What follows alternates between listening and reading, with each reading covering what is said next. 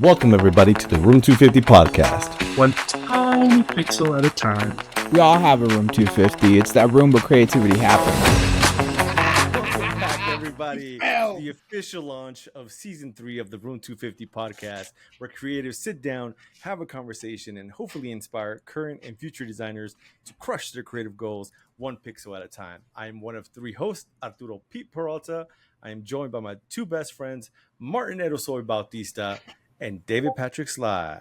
What's up, gentlemen? What's up? What up? Welcome back. This is our third season of this. Don't forget to follow us on YouTube. Follow all of our shorts on there as well. Follow us on Instagram. We have a TikTok as well. Follow us on there. Share our stuff, please.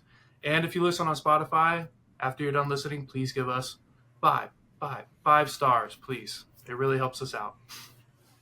And for those of you that are new and don't know what Room 250 is, Room 250 is that room where creativity happens when you're at home and you just want to get away from everybody and do your creative stuff, whether it's drawing or designing on your iPad, because we're living the future now, or you go on your computer and design in Photoshop and you get stuff done. That's what Room 250 is about.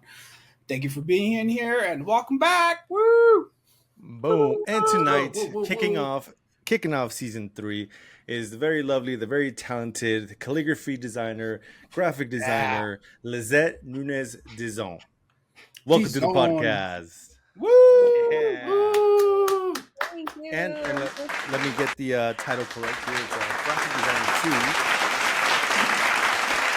I'll wait for the audience to finish.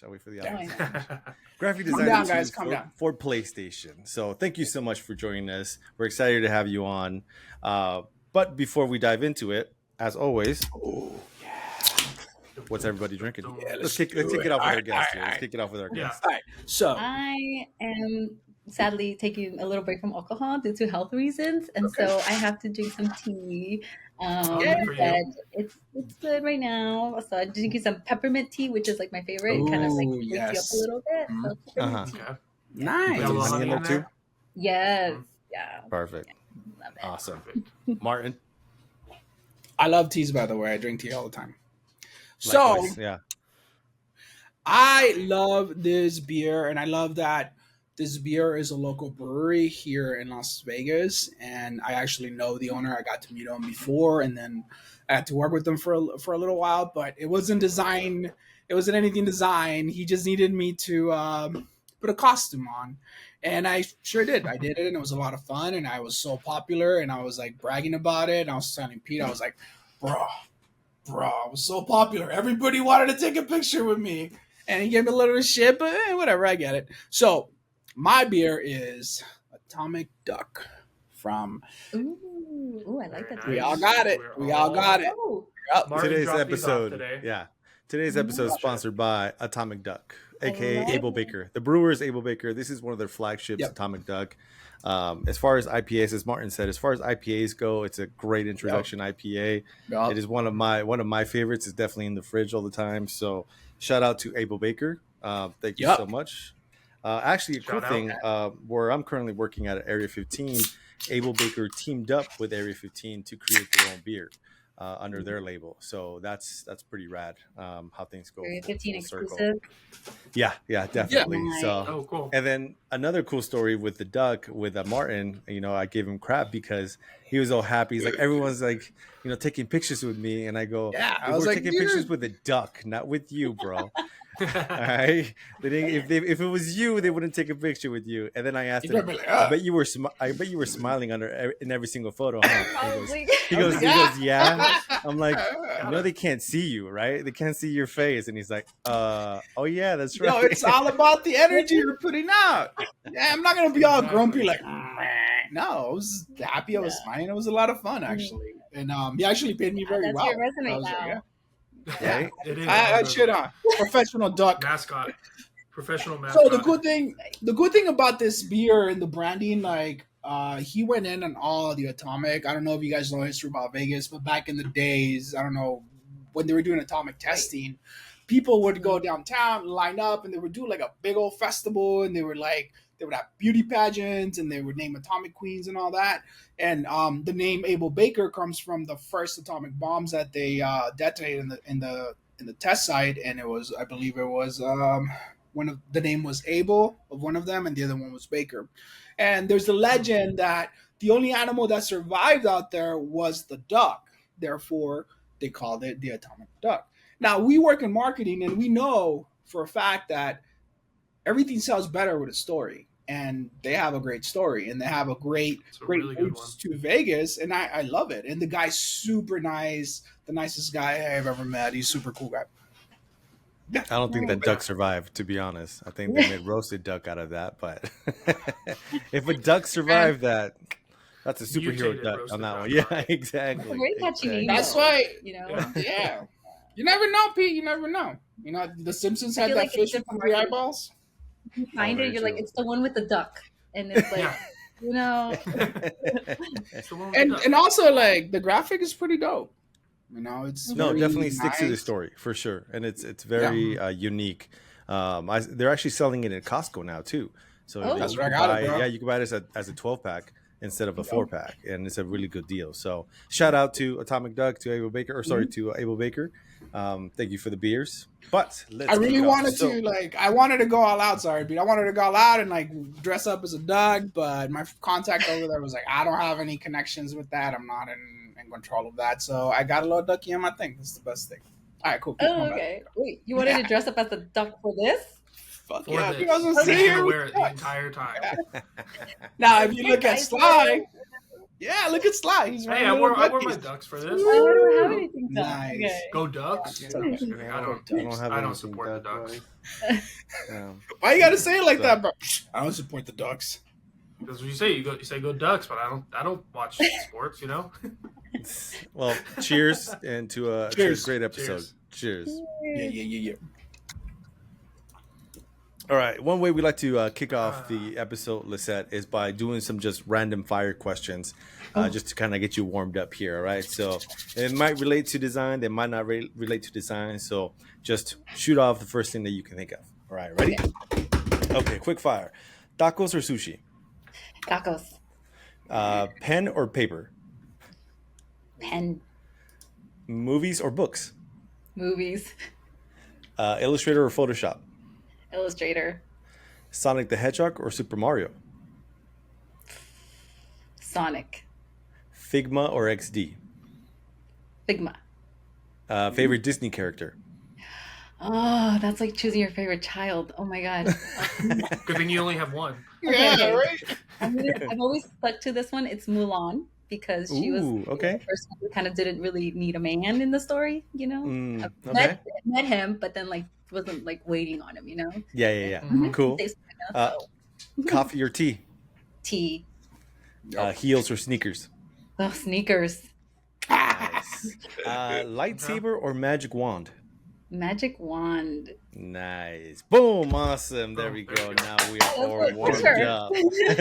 Sly, what about you, Sly? High heels or sneakers? I heels all day, every day. Heels. Yeah.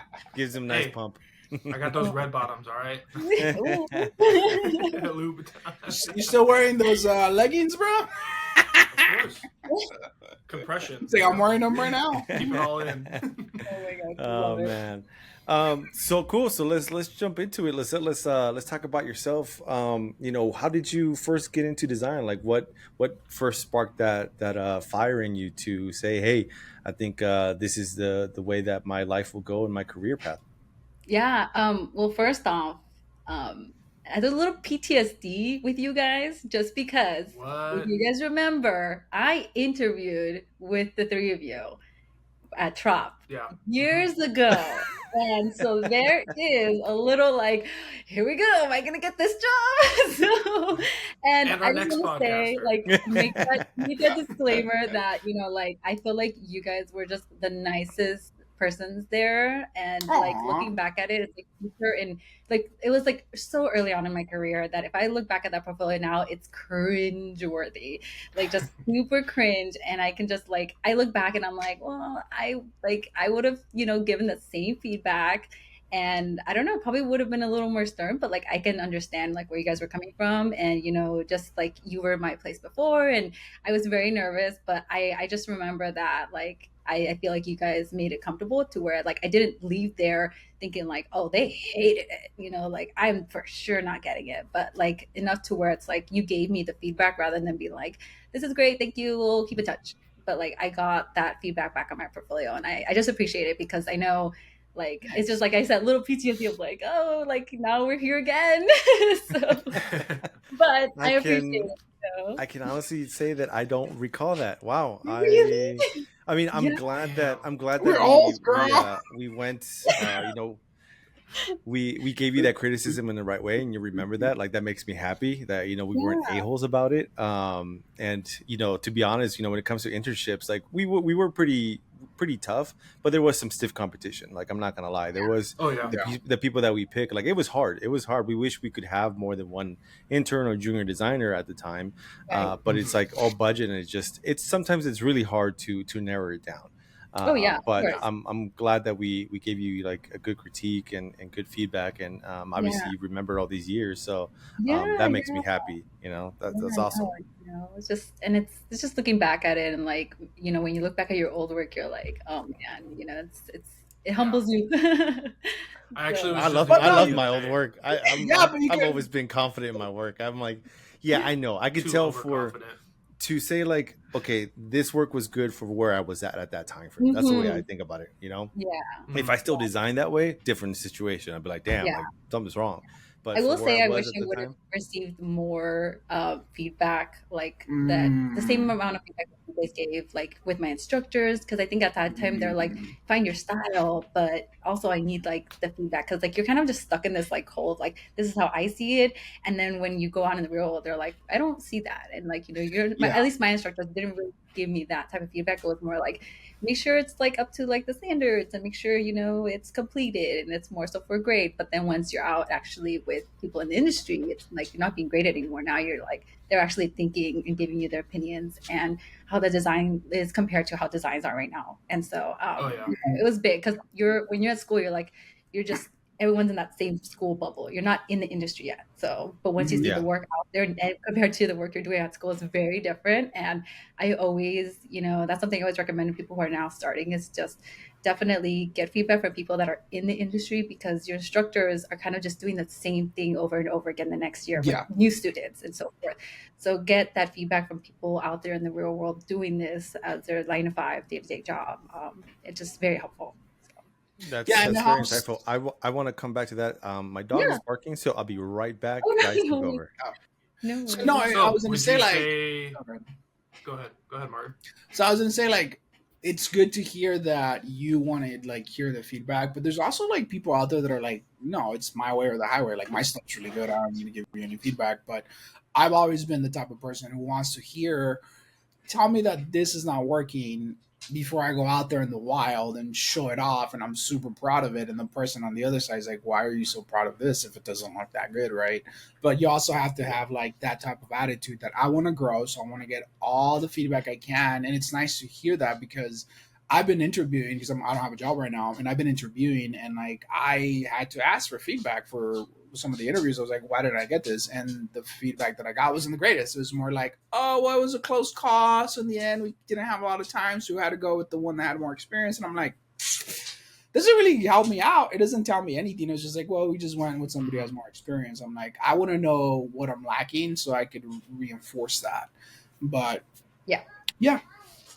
Well, you know, sometimes it's not always based on that. Sometimes it's just a gut feeling, you know, Martin. And some people can't express themselves and say, well, we just felt better with the other person, you know, Mhm. because it's kind of a shitty thing to say, Yeah, but that's sometimes it is like, you know, you're always talking about vibes and, you know, putting things out into the universe. Like there's just sometimes you feel one way versus the other, and telling that to somebody versus the way they told it to you.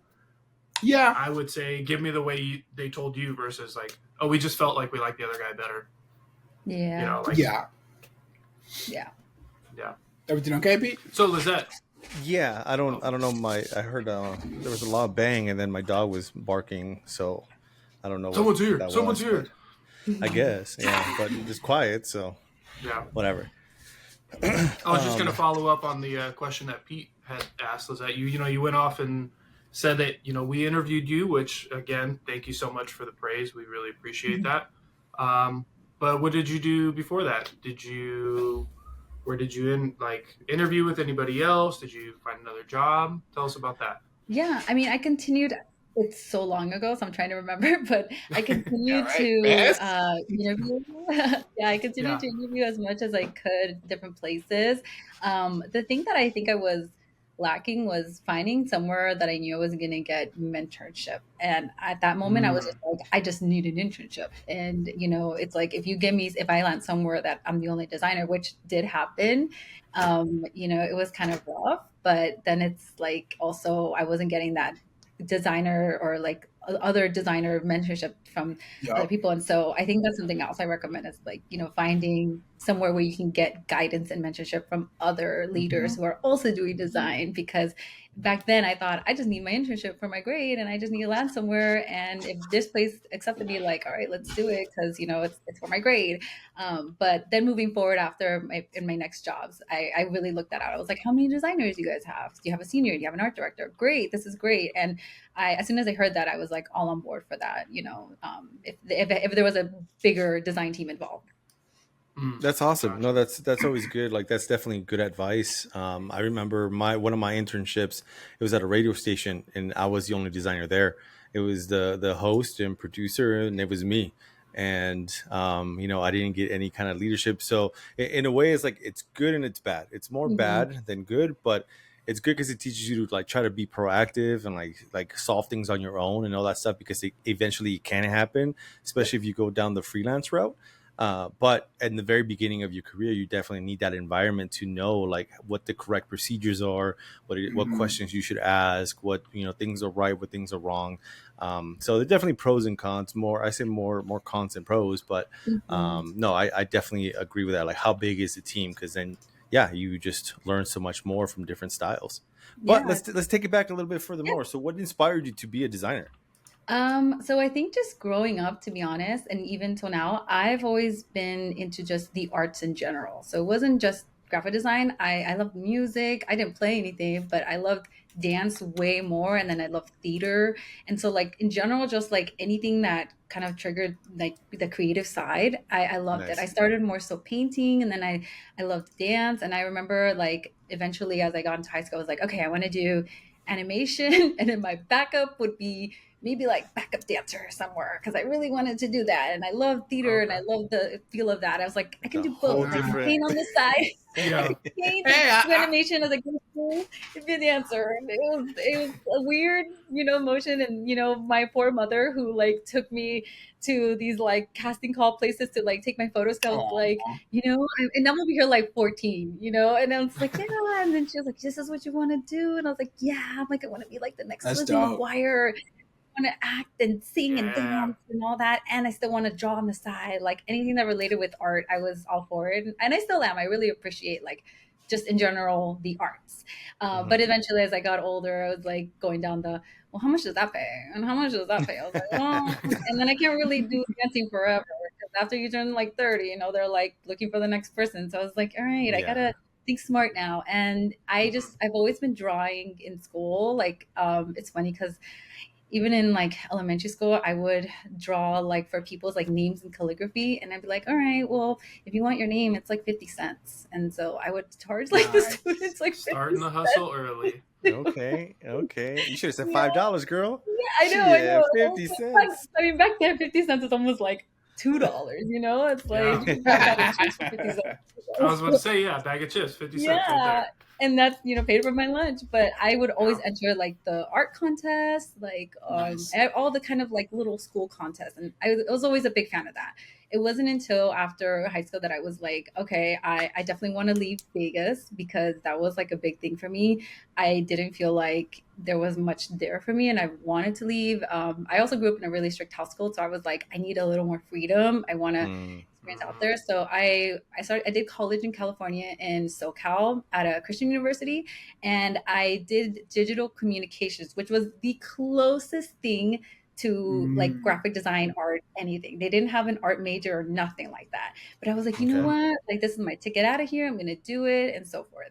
And so I did a year there. I experienced way too much freedom to where then I came back because my grades were really bad. And so I came back to Ooh. Vegas. Yeah, I had a little too much freedom over there. But it really did help me kind of like, I came back and I was like, all right, I need to get my license, get a car, get a job. Like, because I didn't have any of that in California and I felt like a little trapped in the school. And so I was like, going back to Vegas, like it's time to get to work. And then my other plan was now where I'm going to go to school. So as much as I didn't want to go to the Art Institute when I first graduated from high school, I was like, I have to just try it because I didn't also want to go to any other colleges. I was like, it's either this or nothing else. And so I did the Art Institute back. I enrolled in 2011, summer 2011. Yeah. Oh wow. Okay. Oh, so yeah, we had a little bit of an overlap. Yeah. I Like, think. Yeah, very we slight. graduated. Yeah, we graduated in 2012. Well, I did. Yeah, no, all three of Okay. us did. Yeah, all three of us. Yeah, Yeah. all You three of us. remember I beat you in winning the. Remember, I was your boss. Oh, Just like to bring it up, The one time I Just beat saying, just saying. Yeah. I One got time. nothing, so just gonna enjoy it. Like, Yeah, I did a year there. I did my whole I graduated all of AI there. I also got Best in Show too. So Nice. Awesome. Best in Show How Yeah, much? club. see? How much was your degree? How much did you end up paying at the Art Institute? God, I think okay. So We I always think like to share this because yeah, it's yeah. No, definitely I saw the information, podcast. I Okay, saw the perfect. podcast and I was like, oh, we're gonna talk about that. I was like, all right. Um, Ooh. I think I paid 65. oh Yeah, shit, That's it? because because she already had but school. because I Oh, already that's right. did my first year. I did in California. I did the Oh. like the basic credentials, like the basic classes. Oh, So yeah, they They yeah, kind let of yeah, you yeah. figured out. transfer it over. Yes, I transferred. Yes, yeah. But I will Perfect. say, Shit. I wish I together would have done with that. that first year was like a 20,000 over there, just the first year. And Okay. so, and Wow. then Okay. additional money on top of like, because I did room and boarding, in California, and so, Mhm. yeah, and so then all together it's just way too much, But So yeah, still like under 100? a little under 100. Yeah, yeah, A little bit yeah, 100? Okay. yeah, Yeah. yeah. Yeah, But that's definitely one of the things that we do like to share, because it is. I Mhm. mean, uh, Martin, myself, and Sly, we all have different opinions on that. I think it was worth it. I think it definitely could have been a little bit cheaper, Mhm. but it was just who we had, the teachers that we had at AI, to me made it worth it because they Yeah, Yeah. lined us up for success. Unlike CSN and UNLV, and I will talk shit about UNLV all day long on their arts program. It fucking sucks, and UNLV needs to do a lot better. But I also understand because UNLV is not an arts major kind of college, an great. institute. They focus more on hospitality, what Vegas is known for. So I understand that to an Right. extent. Yeah, But yeah, I mean, the Art Institute was extremely expensive, and I see why some students just said no. Like, this is great, but I can't afford $125,000 degree. Like, it's a little ridiculous for sure. yeah, Yeah. definitely. And it was very much different then, I will say. I mean, I Yeah. feel like I heard a lot about the time that you guys were there, about those instructors, because Hmm. we have a couple of friends that we cross paths with. I know me Mhm. and Sly Dude, so it's like, Oh yeah. we talk about, and they're like, oh, so and so was there, but they're no longer there when I started. And Mhm. so it was just kind of a bummer to hear that. But we also had new instructors that were really great. But also during that time, it was very different because it was kind of like the merge of like slowly, like where you start seeing the videos on YouTube on how to do this and how to do that. Yeah. Like that was kind of like Mhm. somewhat starting then. Now you could really do that anytime, anywhere, and so it's like it was kind of I think it was worth it in the sense of like if you had these instructors who knew about the program, and we don't have YouTube like we didn't there then, where everyone's making a video on how to do the simplest thing and shortcuts and everything. Yeah. I think it was worth it in that sense, and just because I feel like I don't want to say the competition, but your peers, really did motivate you to be like, wow, my style is so different from that person, Yeah. but I love Mhm. what they do. And it's just like, it's motivation because if you're in a place where you're like, again, you're the only designer, it's like, how do you gain from that? Or what do you gain from that? So I Yeah. think it was worth it to a sense where yeah, you're in a school where everyone's wanting to do the same and has that same Yeah. creative side to them, and you guys can fuel off of each other. So I think that side was definitely worth it, and kind of building these connections. Like I think it's amazing that you guys are still friends, like till this day. And I still have my close friends. Oddly enough, my close friends were in other majors, like in film and video, and I'm Okay. still close with them. And so we helped each other out, because when I had those classes, certain classes that I had to take, like I would help them with their graphic design stuff. So they had to take typography, and I was like, "Why do you have to take typography?" They're like, "We don't know, but it's in there. Maybe it's because you guys have to make titles and headlines on your videos, and you got to know Yeah. how to execute that well." So I would help them out, and then same with me. Like they'd help with me with my projects on making After Effects stuff, and so I think those connections kind of make it worth it too. No, for sure, Yeah. for sure. What was one of your favorite subjects in school? I think I loved typography, but I think I can see that.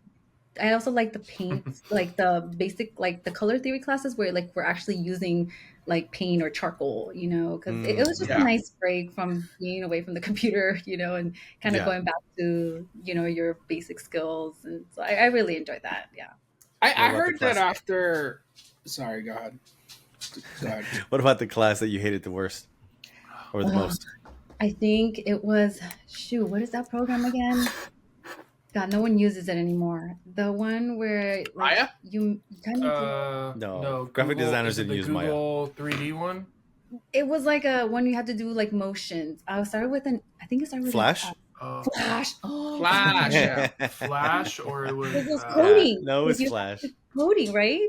So I There was was like, some coding, I think. okay, I Yeah. think Yeah. and then there was a the particular Dreamweaver. Or Dreamweaver? Yeah. Dreamweaver? Dreamweaver, or Yeah, the Adobe Dreamweaver had their class. own. Dreamweaver. Yeah, no, it was Yeah. Dreamweaver. It was Dreamweaver. Oh, I did not Yeah. enjoy coding at all. And Yeah, so that was those were always the- boring to me. I'm like, I don't, Yeah. this is not what I want to do. Like, I it's made sure to cool make that some people close do friends.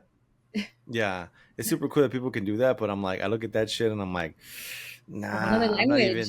not even excited to look at that. It's a Like, it different looks language. cool, but it's not. It's all I'm It's like good. back-end programming. I really liked it. I wish they had more classes that dove deeper into it. Yeah, I think I know students who thought the same. They were like, "Oh, and this is it," But yeah, Because they taught like really base level, and then I was like, oh, this is so awesome. I want to learn like harder stuff. And then I started looking it up, and I was like, this is really complex. I need somebody to talk to about it. And I didn't know anybody who knew anything about it at the time. I was like, I'm just like trying to figure this out as I'm doing it, and I wish I had like a class that I could learn. yeah. Now there's obviously like there's lots of classes for it, Mhm. but back then I was like, man, I really wish I could have dived deeper into it. Yeah, no, no interest at all either. To the nope. So you- To the nope. Nope. You're going through school, you're doing your thing.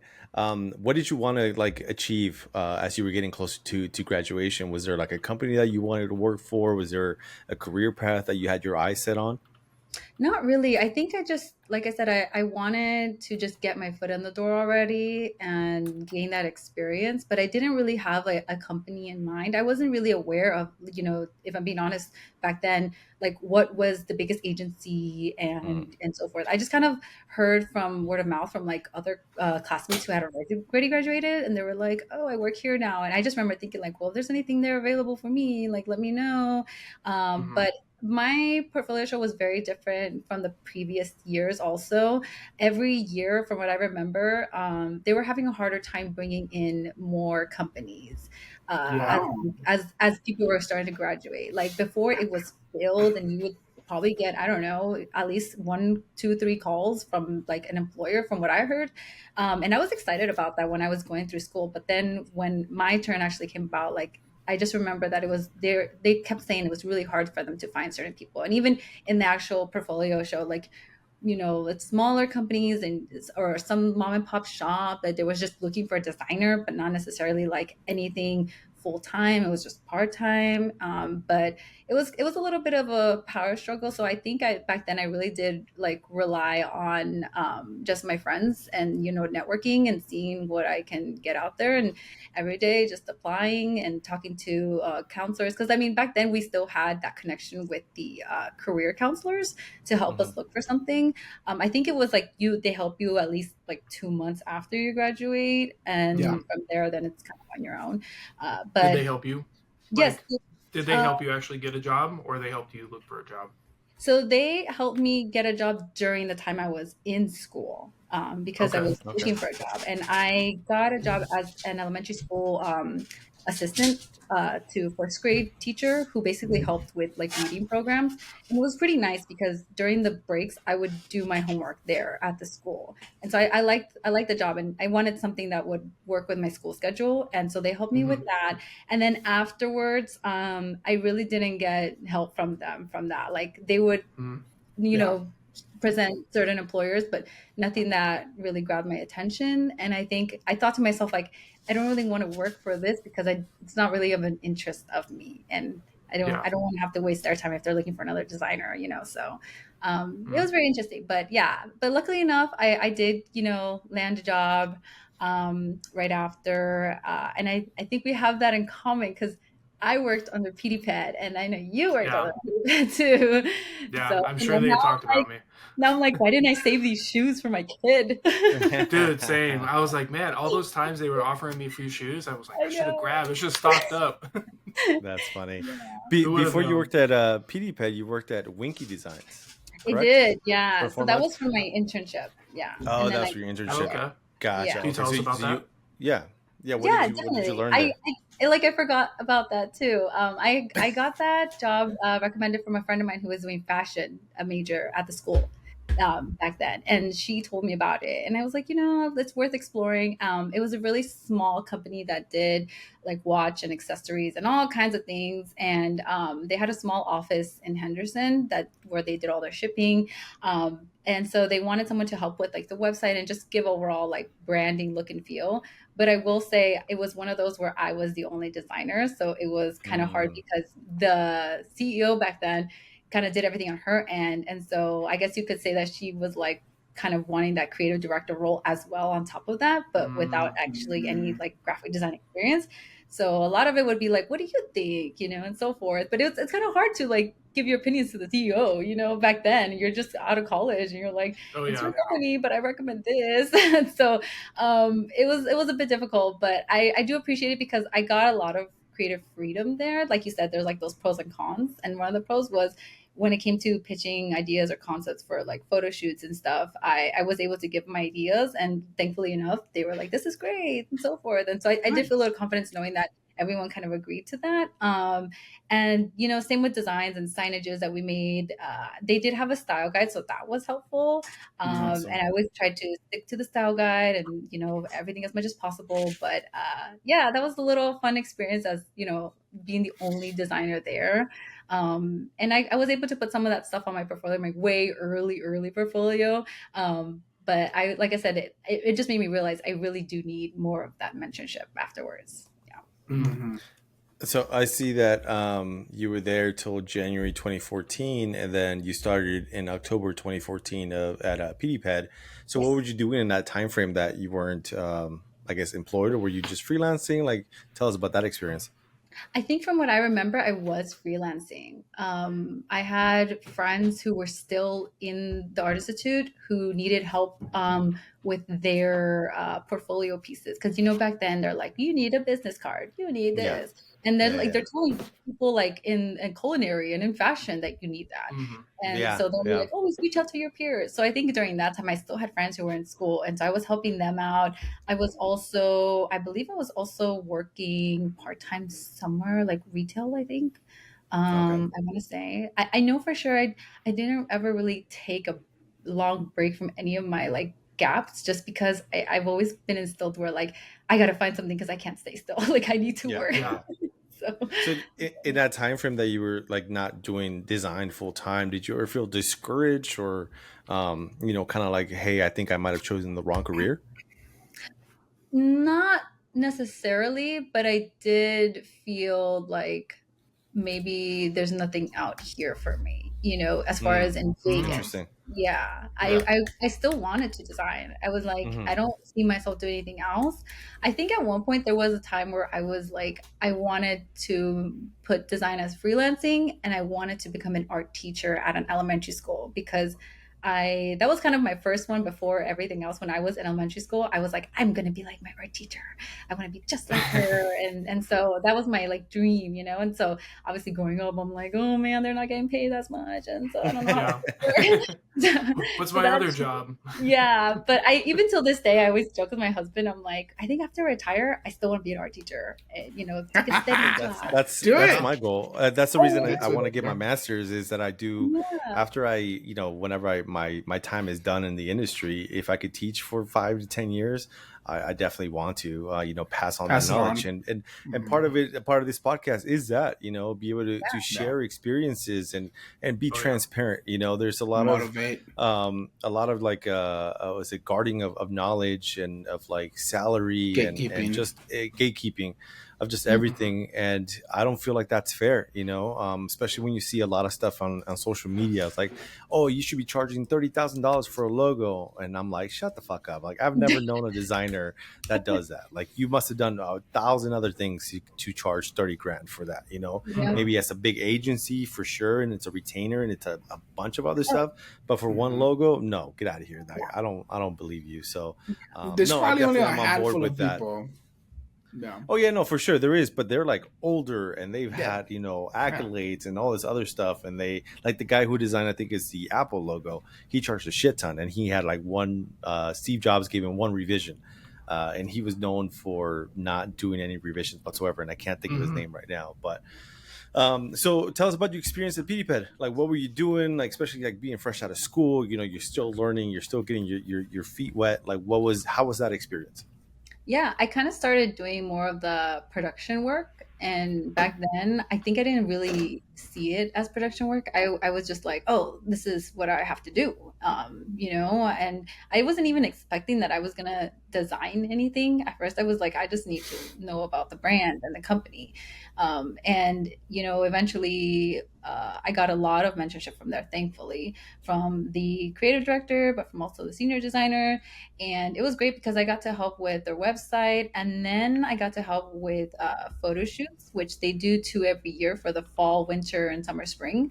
But that was doing a little less designing. It was more like the coordination of it, so planning the casting calls, planning. Which for me, I still, like I said, I always love art. So even photography, I was like, I like that planning part of it. I'm a big planner myself, so I enjoyed being able to help out the team with that. And even till this day, I feel like it's always fun because if I were to go anywhere now that I see it, back then I didn't think about this, but now I'm like, if I go to an agency and they do a photo shoot, like I have like a little bit of experience as to what it takes to do a photo shoot, So, Yeah. but then I didn't see it, and then afterwards I did. But thankfully, yeah, I was helping a lot with catalogs and very big on like InDesign, which I was grateful for because I didn't have much InDesign experience in school. It was my least favorite program to use. Everyone Oh. thinks that. Yeah. Everybody. And then we love Especially in it. school. What Right love now, was your InDesign now. program? I would I do it all love the InDesign time. right now. Yeah, like I would do InDesign all the time right now, but back then I was like, no, and now I think of how efficient it is. Yeah, so So I much definitely like started getting my feet wet in InDesign thanks to that company because they used it, for everything, and now it all makes sense.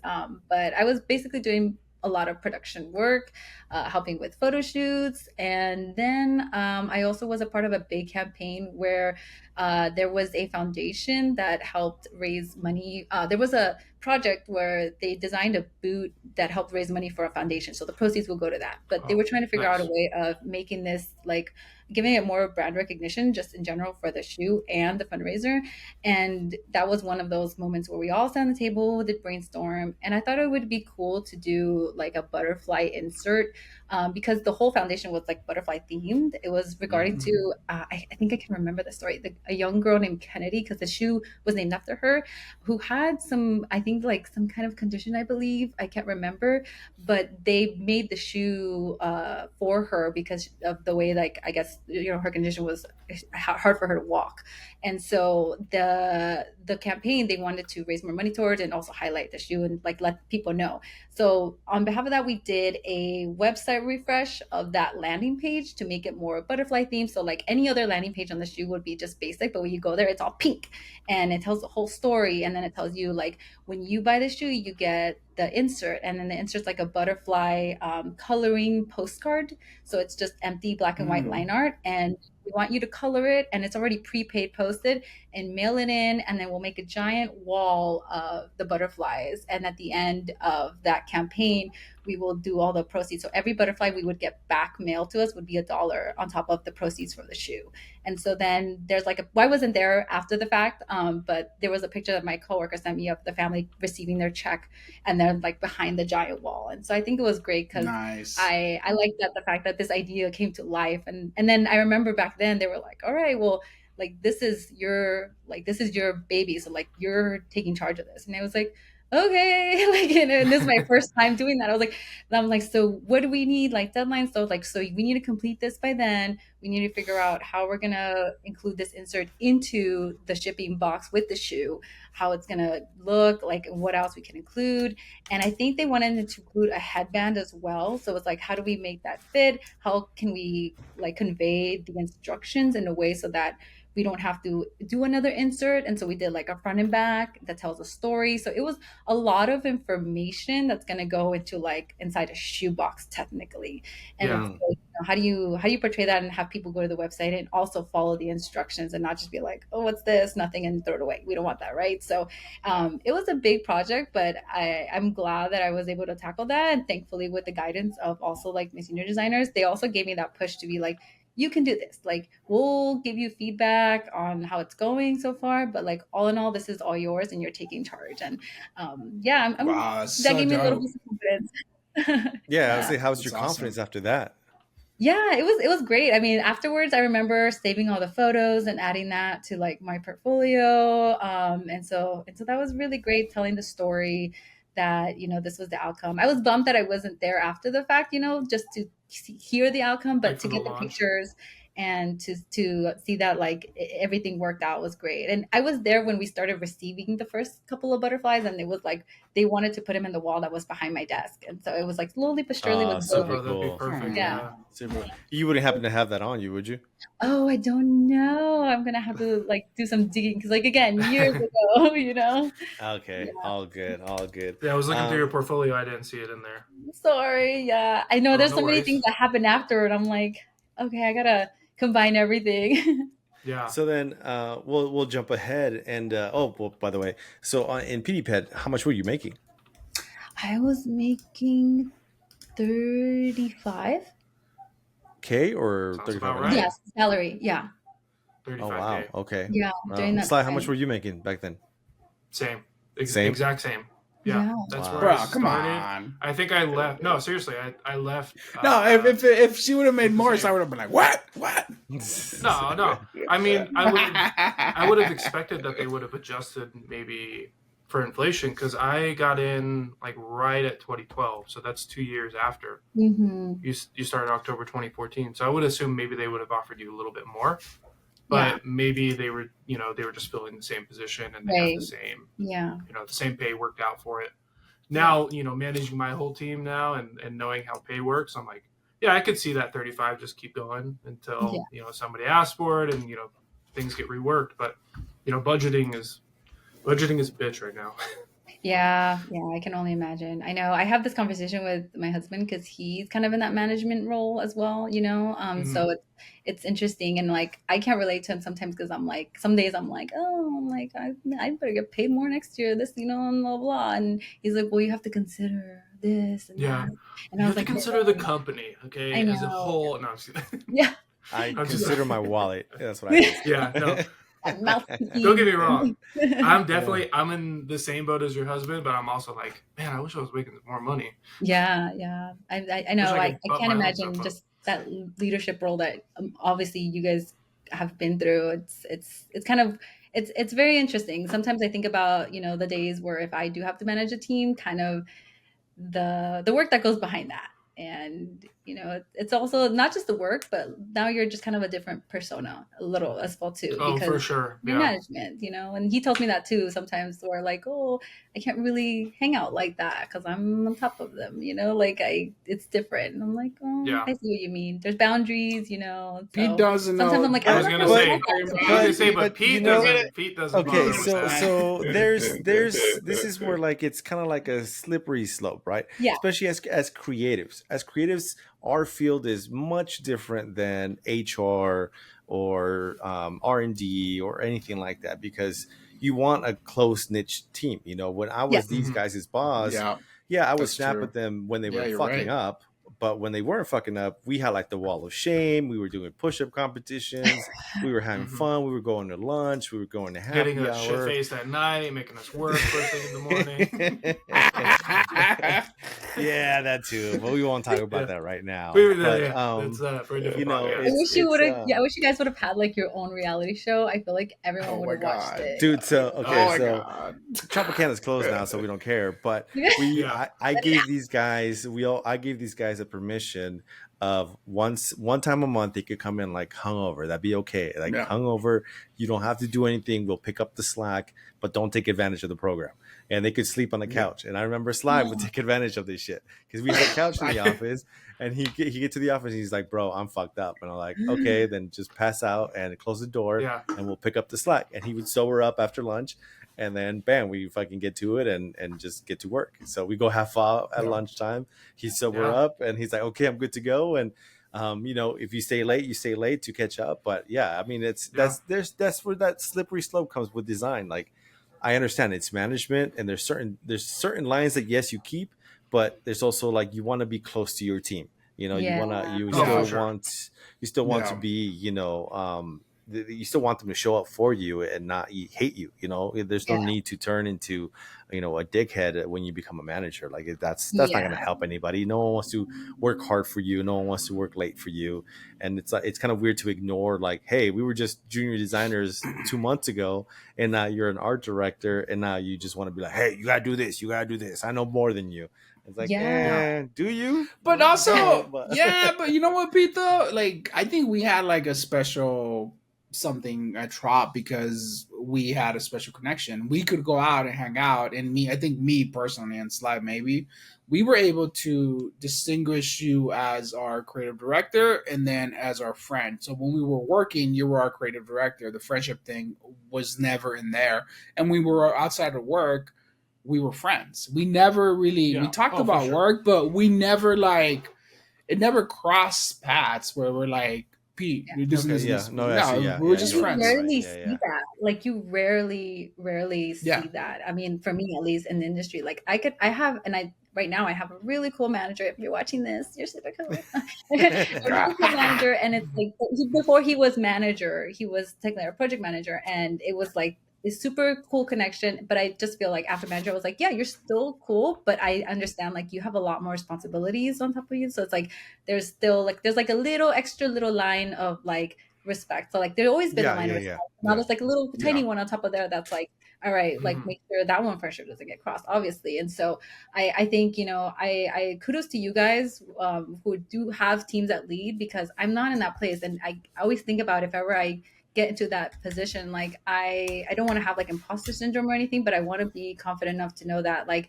they know that I am here to support, but that I also have that respect. And so, when that day comes, I'm definitely going to come reach out to you guys and ask for any advice and anything you might have, because I look forward to it someday, because I would like to pass on, experience and mentorship as well. But as far as like the leading, I know that takes time, in practice. Well, I mean, just based off this conversation, we haven't had a conversation since Tropicana, but based off this conversation, you already come off as a leader. You come off very confident. So you're there. I'm glad. I don't like that you say if I ever get there, but I'm glad that you said afterwards when I get there. So yes, when you get there, you're gonna kick ass. So just in due time, when you see the opportunity, go for it. Don't ever say like, oh, I'll get recognized. No. Take it.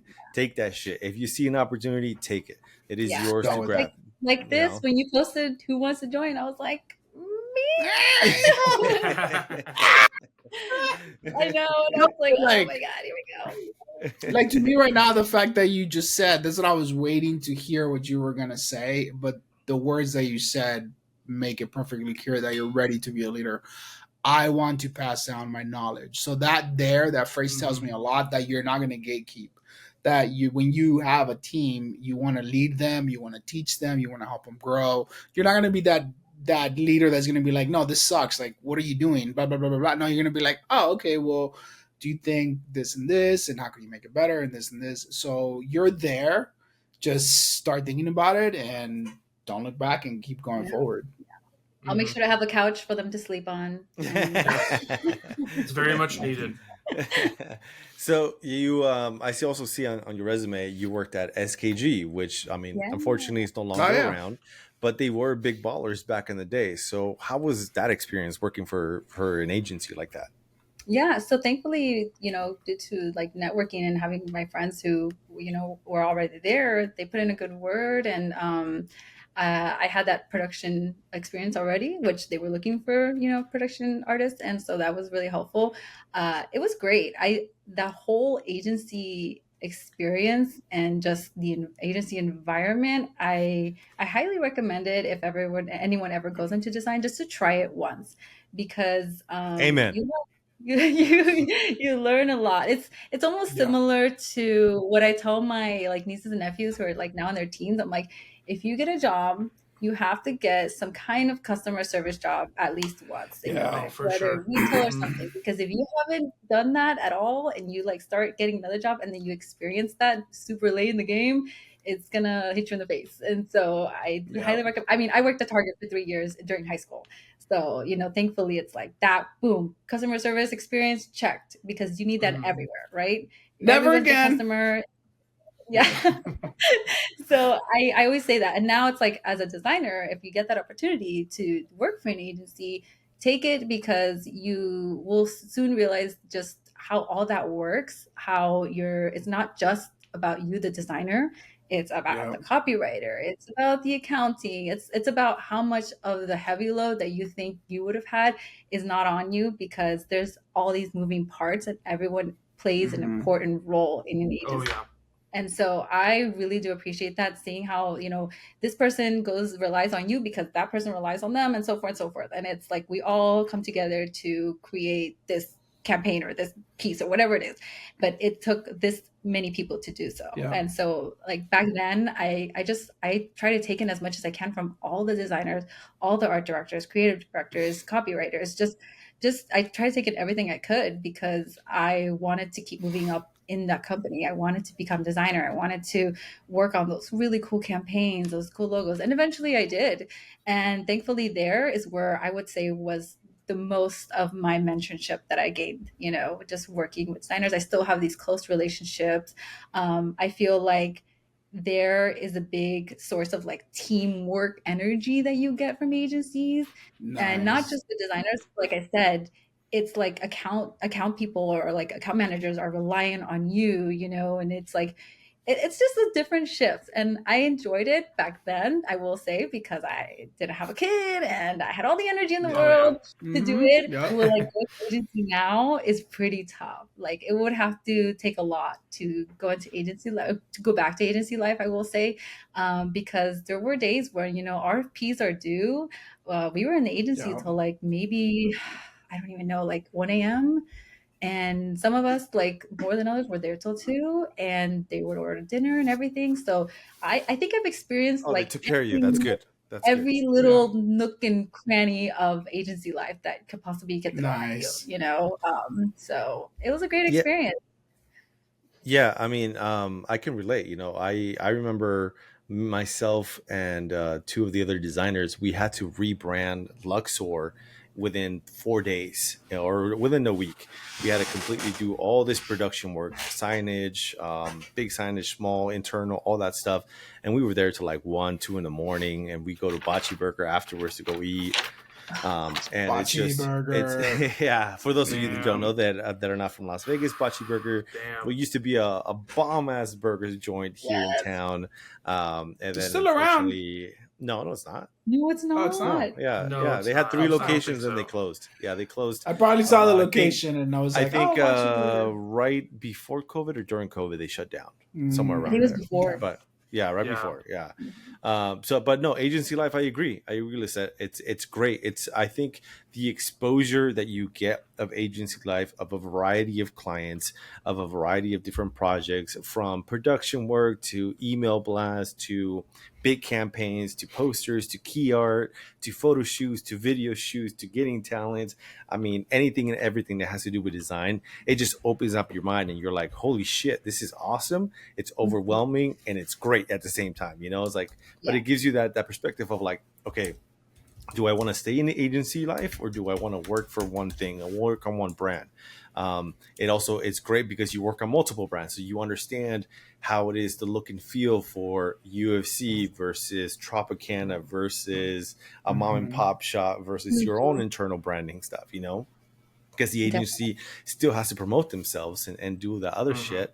So agency life is definitely cool. It's definitely cool. It's not for the weak. But yeah, I agree with you. It's a lot of people should try, if you have an opportunity to get an internship or be a designer there, an art director, do it. But it is long hours, but it is very rewarding. It's rewarding to see your stuff out there being, viewed by millions of eyeballs. Sorry, real quick, your fucking dog just scared the shit out of me, Martin. Sorry. It's my bad. I just see a fucking shadow pop up. I'm like, what the fuck? You got was demons in your that, house. dude? It is on Somebody came, season, so- Man, you dude. know, Yeah, it is we're just October getting 1st, scares out so- now. Oh my God. He had his bat ready. Ay, and Dios everything. mío. Yeah, right. We just But, need a spider button. So it just, what like, was comes one of down. what was Nah, one of no the spiders, bro. what was one of the favorite projects you worked on at SKG? Oh, Yeah. I'm trying to think. I think anywhere where I could include my lettering, to be honest, because that's kind of where it started. Ooh, That's okay. like where my lettering started. I don't know what triggered the inspiration. I think I want to say during that time, it's just lettering kind of was growing there. Like back then, during that time, like there was a lot of artists. People were posting on Instagram because Instagram was also changing. Yeah. And I was learning a lot from other artists on Instagram. And I was like, oh, I want to try this. Or I think I was like writing like a quote, but I was like, how do I make this cool? And it was like during like downtime at work. And then the more I did it, the more I was like, all right, now what kind of projects can I get put on that I can use my lettering, because it'll make me stand out from like everything else that everyone's going to post. And luckily I was able to do a couple logos with my lettering, so that was really fun. I was able to do a couple of like I guess brand murals, like more so the concepting part of it. They never got chosen, but I still enjoyed the concepting. I've always enjoyed concepting in general. I think, there's people that are just like, I enjoy the drawing, I enjoy the final, but I enjoy the ideation of it. I feel like you told me one project in the brief right now, I'm already like Pinterest, board and pictures and like iPad, and here's concept 1, here's concept 2, here's concept 3. And then that's the part I enjoy. Then the part of like digesting it, I'm like, all right, here we go. Like it's fun still. You're but like, I enjoy work. The concept is great, but now finalizing it, that's the hard part. Yeah, but I know some people do struggle Polishing with it. concepting. And so I think, it's like use your strongest, I guess, part of your brain that you have, whether it's the concepting or then finalizing, whichever one it is. But I always enjoyed concepting. Even when other designers were getting other projects that I personally was like, oh, they should have done this. They should have done that. Like, it's like I wanted to be involved in those. Yeah. And so I eventually, talked very closely, had conversations with my creative director, and, then I got put as, junior designer. And from there, they, had a lot of trust in me with many other projects, many other logos, taking on, full on conceptual ideas. And even doing some branding. So that was really fun. And then during the time when the closure was happening is when I had like left. So I was junior designer for like about, I think 3-4 months. And then like the layoffs, the closure were happening. So yeah, but I left a little before that because I was like, something's going on here. Okay, I mean your calligraphy is pretty awesome. Oh, Let me thank see. you. Yeah, I'm gonna go ahead and pull up your calligraphy right now. I'm gonna Yeah, have it yeah, up. we were sharing, or we were going reviewing your stuff. Obviously before we set up all this stuff, and Mhm. It's a lot of letterings, stuff that right? you Is have your is Instagram? it's well, no, the PDF that she sent. Do you have that? Oh, Yeah, that let me Lisette find it. Nunez work in the email. Yes. Yeah, Sly's having Yeah. technical Oh, issues on his end. Yeah, if we could just pause right now, yeah. then I could Uh, just restart my Sure. stuff. okay, yeah, let's Stop it. let's hit pause, Sly, if you want to take. And we're back. What We is gotta take a everybody quick drinking? We pause. all Hold on. No, upped no, no, no. our Let's finish the part of the conversation. Let's share Lissette's typography or okay. calligraphy skills here. Who Hey, has you a asked me to PDF? bring it back, all right? I Yeah, I have understand, the but PDF. back to the conversation and where we were. I'm just trying to get us back into drinking Yeah. and talking. Yeah. In due All time. right. In due time. So yeah, we were talking about your hand lettering and how you were doing projects. Yeah, and so at that time I also got like my first iPad, and so I was really excited. But before that, I really was doing everything just paper and pen, and just did a lot of like basic stuff. I was doing a lot of quotes because I was like, "What do you hand letter?" If I wasn't really getting any projects from work, and just did quotes and stuff. And then eventually, I started doing stuff for work. So this one was for MGM, but again, it was really fun to kind of include that kind of work in there that has my hand lettering. So if you go to Mandalay Bay and you see Hazel, think So of me. that's still there? Mm-hmm. Yeah. Dude, that's awesome. When you sent us this PDF and I saw that, I was like, I love the H. The H is awesome. Yep. And the L, like that's pretty cool. But also too, like my kids' names are Hero and Legend, so that kind of like relates to that. So Oh, that's pretty sick. And then when I saw that picture there, I was like, I don't think that's a mock-up. Which if it's not a mock-up, that's freaking dope. Like that's yeah. like it just feels nice to say that. When you There was see an something error Yeah. that's there. still. Sorry, the bottle there probably was my broken link. I was wondering, like, do you have like a bottle design here? I was trying to zoom in on it. Well, and she then- does, but not on this page. But yeah, she Yeah. does. Sorry, She just want to guys. share a bottle. That's all. She just want to share Yeah. a bottle. Yeah. Drink. And it's alcohol, hazel, coffee, cocktails, bottle. Yeah, and then this is for like Year of the Rat. This one was pretty fun because this one came about like just messing with the sketching and messing with the actual drawing of the rat. And then Mhm. as I was doing multiple iterations, it then hit me. I was like, oh, that looks like a 2 and a 0. And that one looks like a 2 and a 0 too. Oh, I just Nice. saw it. I just saw it. I had Dude, another mock-up where nice. you highlighted the feet differently so that you could see it, but I wanted to include it here so that way you could see it later on. But Bro, that's like I was Hold that's on. the little. Hold on. Go back, Slang. Go back to the hazel one. Zoom in on it. The Or is that hazel. rat? Okay, yeah, that's The fine. You rat? can zoom in on the rat one. That is genius. I love that. I love Yeah. when like logos, word marks, anything like that has something hidden like that. I did not notice that, and now that I do, I love it even more. Nope. That is Didn't even- badass. I was like, it's perfect. That is badass. Yeah. Dang, this girl, is you got like- some skill. No wonder you work at PlayStation. That's badass. you Fuck guys are so yeah. nice. Now I regret not hiring you.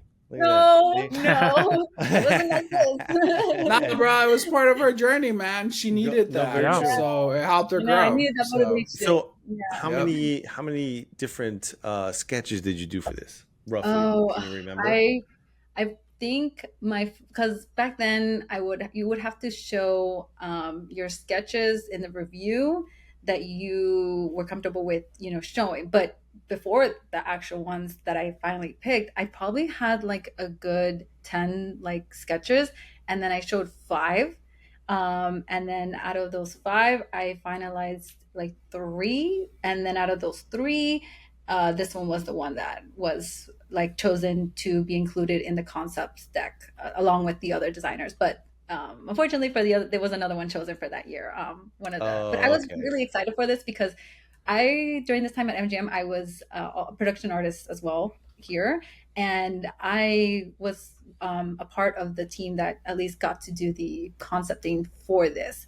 It was me Awesome. and 2 senior designers and a designer, and I was the only production artist there. And so I felt a lot of pressure because I was like, they've done this like previous years and they know what they're doing, and I just thought, what can I do? And so I just really, went to work and got a lot of feedback beforehand too, before my sketches on like what they recommend I should include in there.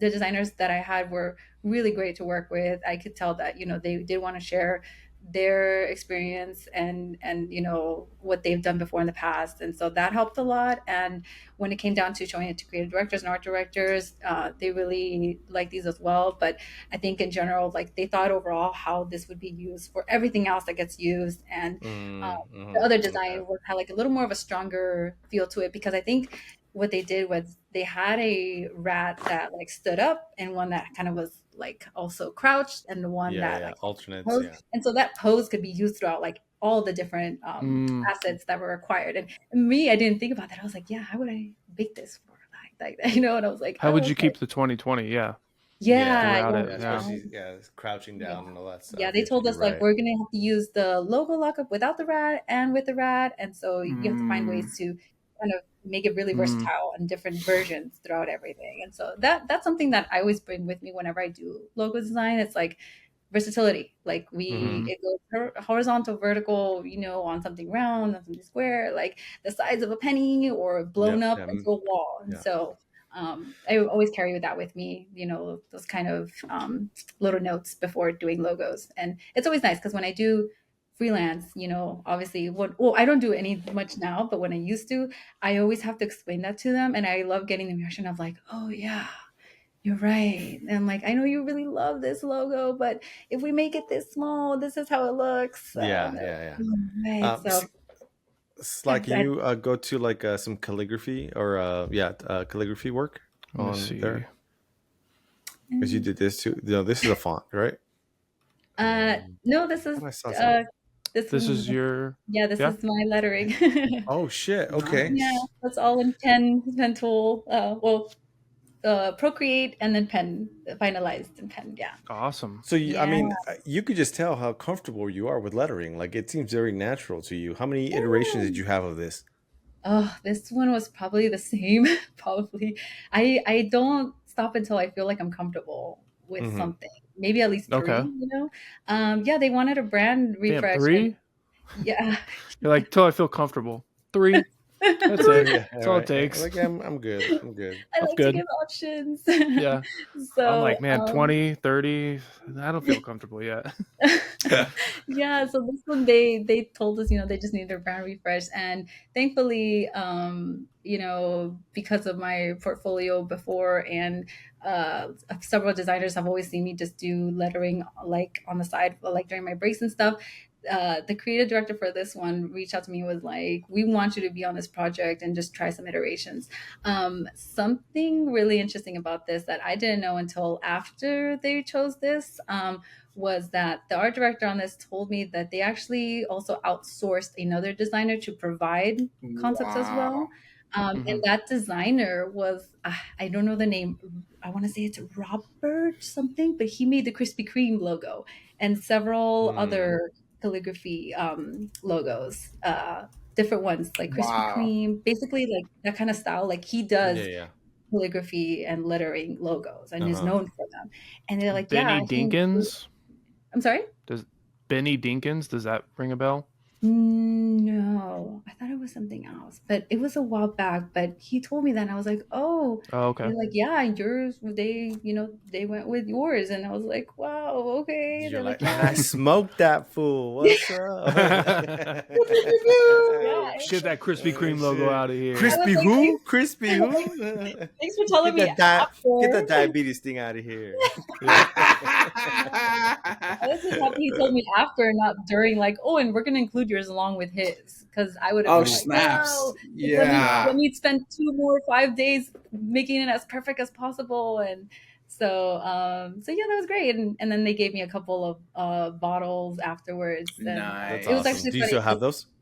I do. I have them like Nice. in my kitchen. But when they gave me the first bottle, they were like, we're gonna do a whole. Back then, they would do like Thirsty Thursdays, so it was like the whole company had like a little happy hour, and they're like, we're gonna do the launch of this one. And during that time, I was pregnant like 3 days, and no one knew. And Oh. so they were like, here. And I was like, You're like, You're like, oh, great. This is Yeah. so good. Like, raise your mouth. Yeah. I was just taking a picture with the bottle. I was like, I ate so much Yeah. during lunch. Yeah. That had so much during lunch. Yeah. So, Oh, that's awesome. but yeah, I have the picture with like the bottle, and I was like, that's great. And so it's kind of cool because afterwards, I had friends be like, I saw your bottle, and I was like, it's not my bottle. I'm like, I don't It is own your it. bottle. It's my It is your letter. bottle. it is. Yeah. It's your no, it is brand. bottle. You made it. Yeah, I would say the same thing. Like, yeah, that's my bottle. Yeah, Oh. yeah, that's my bottle. I mean, you Yeah. changed the silver to gold. You did the Yeah. lettering. That's your bottle. Yeah, that's your bottle. You might not have brewed it, but that's Yeah. your bottle. That's your label. Yeah, You're and part of during it. this Oh, time, yeah. I was doing like adaptive design, which is like, I guess you could say like something in between like senior production, but also like leading to like designer. And Mhm. afterwards, I really just, wanted to continue doing more of the design. I think at this point in my life, I was like, all right, I'm really like over the production stuff. I've got it like, tied down already, but the opportunities were rarely there for me to get into designer roles. And so that's kind of why I had to shift out of Gallo and get that opportunity as designer. And moving forward, I was like, I need to find something that is designer, like, and I applied like crazy after the fact. And it was hard because during that time, I was also, I just found out I was pregnant. So I remember when I put in my 2 weeks, I was like, don't cry, don't cry. Like, I'm so hormonal. I was like, but don't cry because they're gonna be like, why are you crying over the fact that you're leaving? Like, Yeah. so it was a lot, but I had great support, and they understood. And so yeah, and it was just finally my my door opened, where I was like, I know I'm doing all this great work, but deep down inside, it's like, can we just get that title already? Of just designer. So it takes time, and I want to say that for anyone who's like in that kind of spot right now, that your time will come when it's right, because you'll feel a lot more confident to kind of have this work behind you and have that proof of like, this is what I can bring to the table, and a lot of people will agree with it, but definitely keep striving for it. Now that I'm a designer, I'm like, my next one's like, what's the next bigger goal? Like I mentioned, hopefully having a team to manage, senior designer, and so forth. So the journey's not over. You want to exit out of the PDF slide real quick, just so we could. I just Oh, yeah. wanna jump back into our conversation here. So obviously, you were saying, at SKG, you shared your most experience, and then we're going over your calligraphy stuff, and you were a junior designer at SKG. And again, one of the things we like to share here is pay transparency. So, how much, if you don't mind sharing, how much were you making at SKG? I think when I started as production artist, I was doing 40. And then when I jumped into junior, I got to 42. Okay. And then you left SKG because you retired, or was it because they were closing and they moved over to MGM? Because they were closing. Yeah. Okay. How did yeah. that feel? How did that feel being at an agency when it was about to be shut down? Like, tell me about that environment. So because it's an agency and because it's a small agency, word traveled really fast. In a sense of word traveled fast, but something was up because the workload was also different. And they're like, let's pause on this project. Let's pause on that project, and that's where I was like, okay, and then the fact that like certain people were kind of already leaving and we're like, hey, do they know something that we don't know? So it was really interesting. And so I thought, well, if something does go down, I'm like, I don't know what's going to happen, because there was a lot of talk of there was going to be a new agency that was going to buy them out. And so it's like, maybe you will have to, reapply and so forth, which is what happened from after the fact that I left, from other colleagues. And then I was like, well, I don't feel comfortable with that, just because it's like, I need to be stable, I need to have a job. So like at the moment, if it happens, if it doesn't happen, let's just keep applying regardless. Thankfully I had a coworker who had left there maybe like a year before and went to MGM, who told me that they were looking for the production artist there. And so that was like, all right, I was like, I'm going to apply. And it just kind of worked out. Like I said, a lot of the roles that I got, I'm very blessed to have those networking opportunities that kind of just were on the lookout for me. And that's something I highly always recommend to people, like, you got to network. You got to network. Yeah, no, for sure. For sure. Where did you network? I'm sorry. No, go ahead. Where were you networking? So most of them were just like AI, the artist institute colleagues, but it was all through LinkedIn, all just through LinkedIn. Sometimes I've gone to those what is it, the AIGA happy hours? Like I think I went to 1 or 2. Yeah, I remember seeing you there. But then afterwards, I seen Sly in one of them, and then I think I saw I always went with I don't know, I didn't know it was Sly, and it was Kelsey. I always went with Kelsey because I was like, I don't know who else is here, and she was like, you gotta network, and I was like, okay, like I was very much introvert, but I was like, I do. And that's actually how I also heard about like a designer role where the Review Journal was applying for, and so I also interviewed there as well too, prior to that. So it's just like, this is how it all could just collide. Just following right? in my footsteps. Yeah. So, but now I just have to apply at Sony.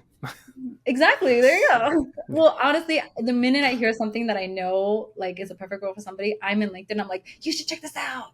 You should check this out and put my name in there. And like, I have friends who graduated from animation and like game design, and I'm like, do it. Like, put my name in there too. Yeah, that's awesome, dude. That's so dope. I'm all for giving back.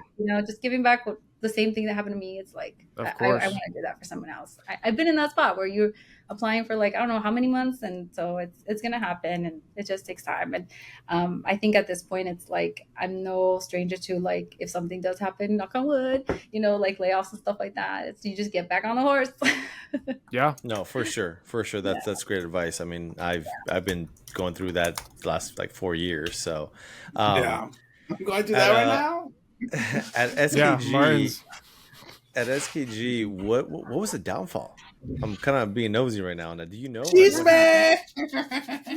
I didn't really know what the downfall was. I think from what I'm assuming is it's just certain clients were not in the contract no more, and certain bigger clients didn't re-sign the contract. Like they didn't want to do a whole another retainer.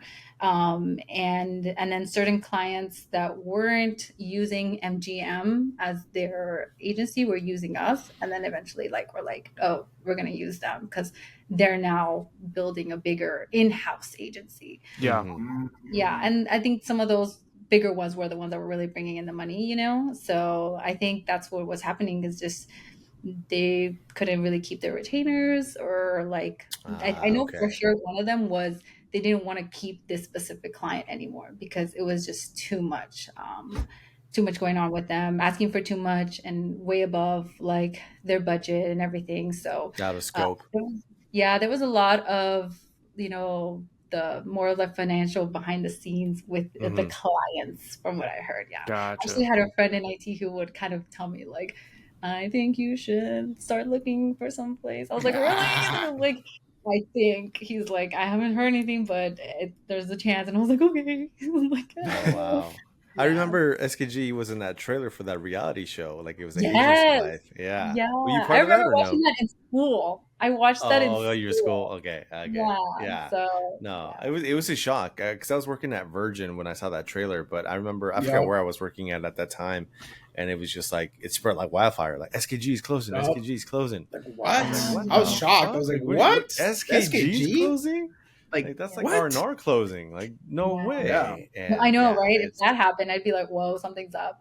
Yeah. No, for sure. So you leave SKG, you go over to MGM. How is the atmosphere in MGM? How was the atmosphere at MGM? Like, how did jobs come in? What kind of software did you guys use for job requirements, timelines? Like, explain to us like how MGM worked at that time frame.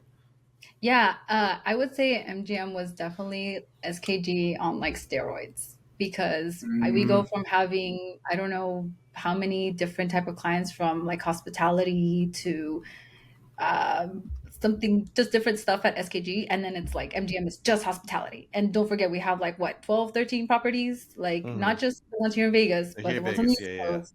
Yeah. And all that so stuff. when I first started, they gave me like the breakdown of like, we separate the teams based off the groups. So we have the luxury, and then we have like the mid, and then we have like the lower ones. So it's like Excalibur and Luxor, and then we have, you know, like the middle ones, and then we have luxury Bellagio and stuff like. So you get separated into these teams, and I would be like, oh, okay, well, you know, I'm sure this one has more workload because it's like the luxury. Like, no, like this one has most because there's constantly more events on this property and so forth. So it was very interesting because thankfully I had that agency experience, but they did, like I said, work way faster. On my project management program, I would have maybe like, I don't know, I guess 6 projects on my tasks, whether it's like we're like in progress or due soon or currently on review or something. And then going at MGM, I would have a minimum of 12. And it was just double the work. And you know, it's like this one, it's a minor tweak, resize, send it out by tomorrow. Like you can do a resize by tomorrow, send it out. I was like, okay. And then it goes on to the next person in production, and then so forth, and it gets it out, and you don't know where it lands after the fact. But like your part is done, you know. And the one thing I did not like was, you know, those kind of, it was those clicks of like, here's your production artist, here's your designers, and then here's your other designers. And so it's very hard to work like that, just because you're kind of forced into like, you sit next to all your production people, so you're close with them. But like, how do I build these connections with designers and with my creative directors and so forth if I want to continue to grow? So I think that was a little bit of the hard part, you know, just having kind of those more open door opportunities. But we did use InDesign for everything, you know. Did you guys ever do any like team building? No. Damn, just cut her off mid-sentence. I want to ask the question. All right, I'm sorry. All right, Martin. Shit. Hey, I'm being good. I've been hanging out with Martin too much. I know you're talking, but I got a question. But hey, No, I tend to cut off a lot too, so I'm sorry in advance. I have a horrible. That's my horrible habit. I won't do it again. No more. As both of you fucking do it. Bro, I heard from the grapevine. No.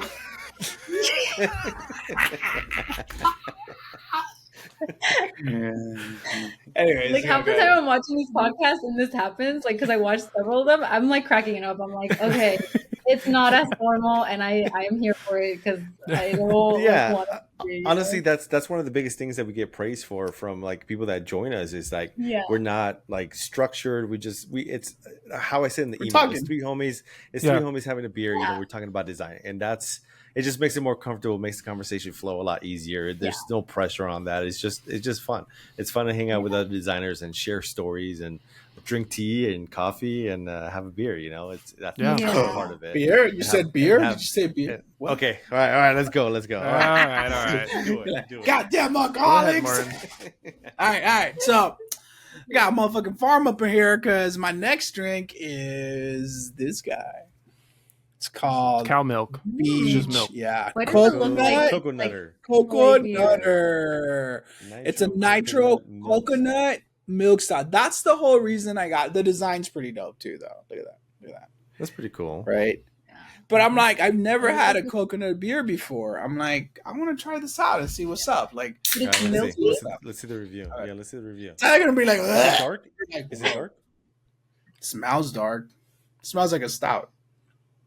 Just looks like la leche. Is it a stout? It's la leche, dude. Yo, you swishing it? Why are you swishing it? It's a beer. It's all carbonated. I'm trying to be fancy, bro. It's not wine, fool. It's good. I really like it. I don't taste the coconut, but it's pretty fancy. Oh, there's a way to open that. Oh, well, too bad. I'm thinking. Stay away. He's like, shake it up and then pop it open. All right, so What would you rate it? What would you rate it? Well, that's a good question. Oh. Stop swishing it, fool. As he swishes it. I'm processing, bro. I'm processing the flavors, bro. It's a complex beer. It ain't your like cheap ass like. Yeah, but you don't swish beer, fool.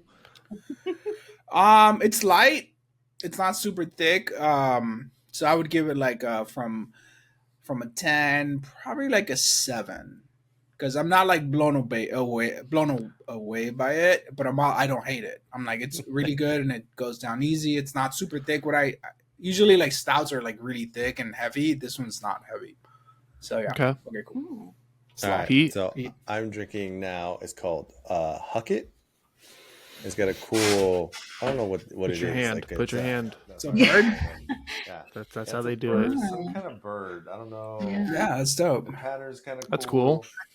It's Huckleberry. Huckleberry. blonde ale. Ooh, It is nice. from Big Sky Brewing Company out of Montana, USA. Montana. Nice. Let's see how this tastes. Crack it open. Give it a rating. Is it sour? That's pretty good. No, definitely You gotta Huckleberry. swish it. You gotta swish No, it, I bro. gotta You fucking gotta- swish it. Swish it around, dude. Swish it. He's We like, need the rating. I'm Pete. I would drink like 2 of these for sure.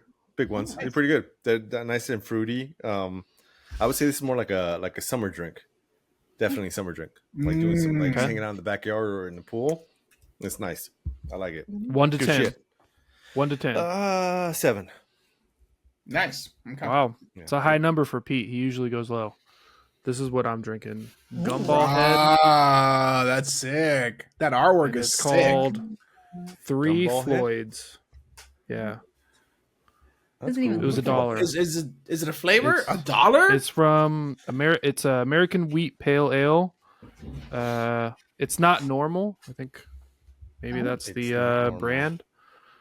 I just picked it up today. Did you say that beer was $1? It was $1. Yeah. Oh, Three Floyds. That's the maker of the beer. Three Floyds. Where the fuck did you pick up $1 beer? Yeah, I want to know where you got a This dollar was at beer. Beer bro. I want to go Zombies. get Oh, is it Beer Zombies? Okay. Yeah. dollar I mean, beer. still, So, that's pop it weird. right It's now. $1. All right, let's see. Me te vayas a morir, güey. With your dollar beer. See, he switched it too. He said, I switched it because of you, Martin. you should have done the P one. No. No. It's good. I Tastes would normal? say 6.5 out of Describe 10. it for us. I mean, No, I would describe say What does it taste like? it's a beer. I mean, you know, it's an Is it $1? American wheat ale. I wouldn't say it's $1 beer because I found this can. The one right next to it was $2.50, and it's the exact same can. I saw this one was marked $1, and I was like, "We get the $1 one." Someone already shook it up and shit. Yeah, I know, right? So, I mean, it's kind of hoppy. It's like a general beer. You know, like Pete said, I would drink it. Yeah, I'd probably have a couple of these and be good for the day. You know, like on the weekend when I'm doing some woodworking. That's how I Are you would gonna describe buy it it. again? Are you gonna buy it again? If it's there, I'll definitely buy it again. I don't want to It's not buy bad. your beer, bro. I don't want to go look It's- for your beer. I want It's to buy not Pete's normal. beer. I don't It's care not about normal. you anymore. Pete's beer, the way he described it and he said it, I'm like, I want to try that. Like you said, a summer beer, and I was like, okay, cool, yeah. It's good. Okay, I know. All right. let's go. How much Let's were move you on. making as a senior production artist at MGM? Damn. I think it was 43. Okay. I was still in the 40s. That's what I remember for sure. Looking back at it now, do you think that was a fair rate that you were getting paid based on everything that you were doing? No, because this is a bigger agency, Mhm. or I mean, internal agency, but still Yeah. way much bigger work. And it's MGM. It's like, I know you guys have the money, you know? And Yeah. it's like, Mhm. so I was just like, I think I even told them I was hoping for 45, and because I'm coming from 42, so they're like, Oh, wow. "Oh, that's all I can do," and I'm like, okay, well, you know, at that time I I was mean- like, I gotta get to work, so yeah. Yeah, when they're charging you resort fees and parking garage fees, they could afford to pay their designers a little bit more. Just gonna say that shit. Yeah. Just gonna say Oh, that. definitely. I mean- That goes. Yeah. I think back then all that wasn't going on, you know? 'cause Yeah, it yeah. I was That was about to say, different. yeah, because Yeah. this is Yeah. 2018, right? Yeah, but definitely Ah, there was they had a resort lot of fees. work coming in, you know? Yeah. It's like it was before COVID. So it's like everything and anything was going on there. And that's why I always tell people, because they're like, how was it at MGM? I'm like, I mean, think about it. It's Vegas. There's always a concert. There's always a convention. There's always an event, and it's always being held at one of these properties. And that's Mhm. something I like got used to as I did my first year. And it's like, here we go. It's freaking the rodeo again, New Year's, like poker like series. Mhm. And so it's like there was certain ones I really did hate working on, and I was like, no, like I'm just Like which ones? You- like the rodeo one. I can't even think of the name. NFR. NFR. Huh? NFR. yeah, Yes. NFR. Yeah. Only because think about it. Like I was doing production work, and with those specific ones, as far as I remember, the first year I started, it was artwork that was given to us from not even Yeah. our team, from like the Oh, NFR team. NFR. Yeah. Yeah, and then eventually I think it became where we used our artwork after the fact, because we like they had talked to them about how difficult it was to use their artwork, and then it was like our artwork. But either way, like those like I'm not a big country fan like of like rodeos and stuff, and so just seeing that I was like, oh no, I was like, I hate working on this. But that's something that I always learn too. It's like when you get those projects that you're like, oh, I'm not for this, like it's kind of hard to really concept with that. I'm very much like, I've had projects where I've had to use, and I'm big on color. Like I've had to use like really, really vibrant colors, like just like almost neon, just like the You're brightest like, and boldest colors. And I it just remember hurts. thinking like, like it hurts me. And then I was like, I can't be the only one in this world that hates color. And there's people out there who love it, and I have to be in their shoes and just try it. And a lot of my stuff is very neutral. You give me like those nice neutral stuff, I'm like, yeah, I like this, I can work with this. Like you have a style, right? But when you get out of your style, it's hard, and then it's something that you got to practice. But I try to also challenge myself. I'm like, all right, let's do the crazy colorful one.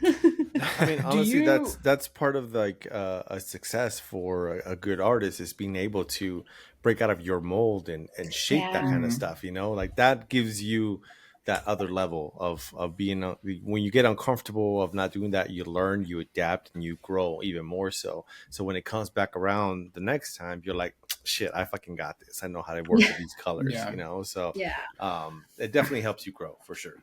Yeah. Do you think that, because I've talked to somebody else who worked at MGM, and they were like, it's not really all that great. So, and then the way you're describing it, like how you're like, oh, here we go. It wasn't like that at Trop. Like we got projects and we were like super excited to jump on them because it was a competition. But it's But we were completely one different. property.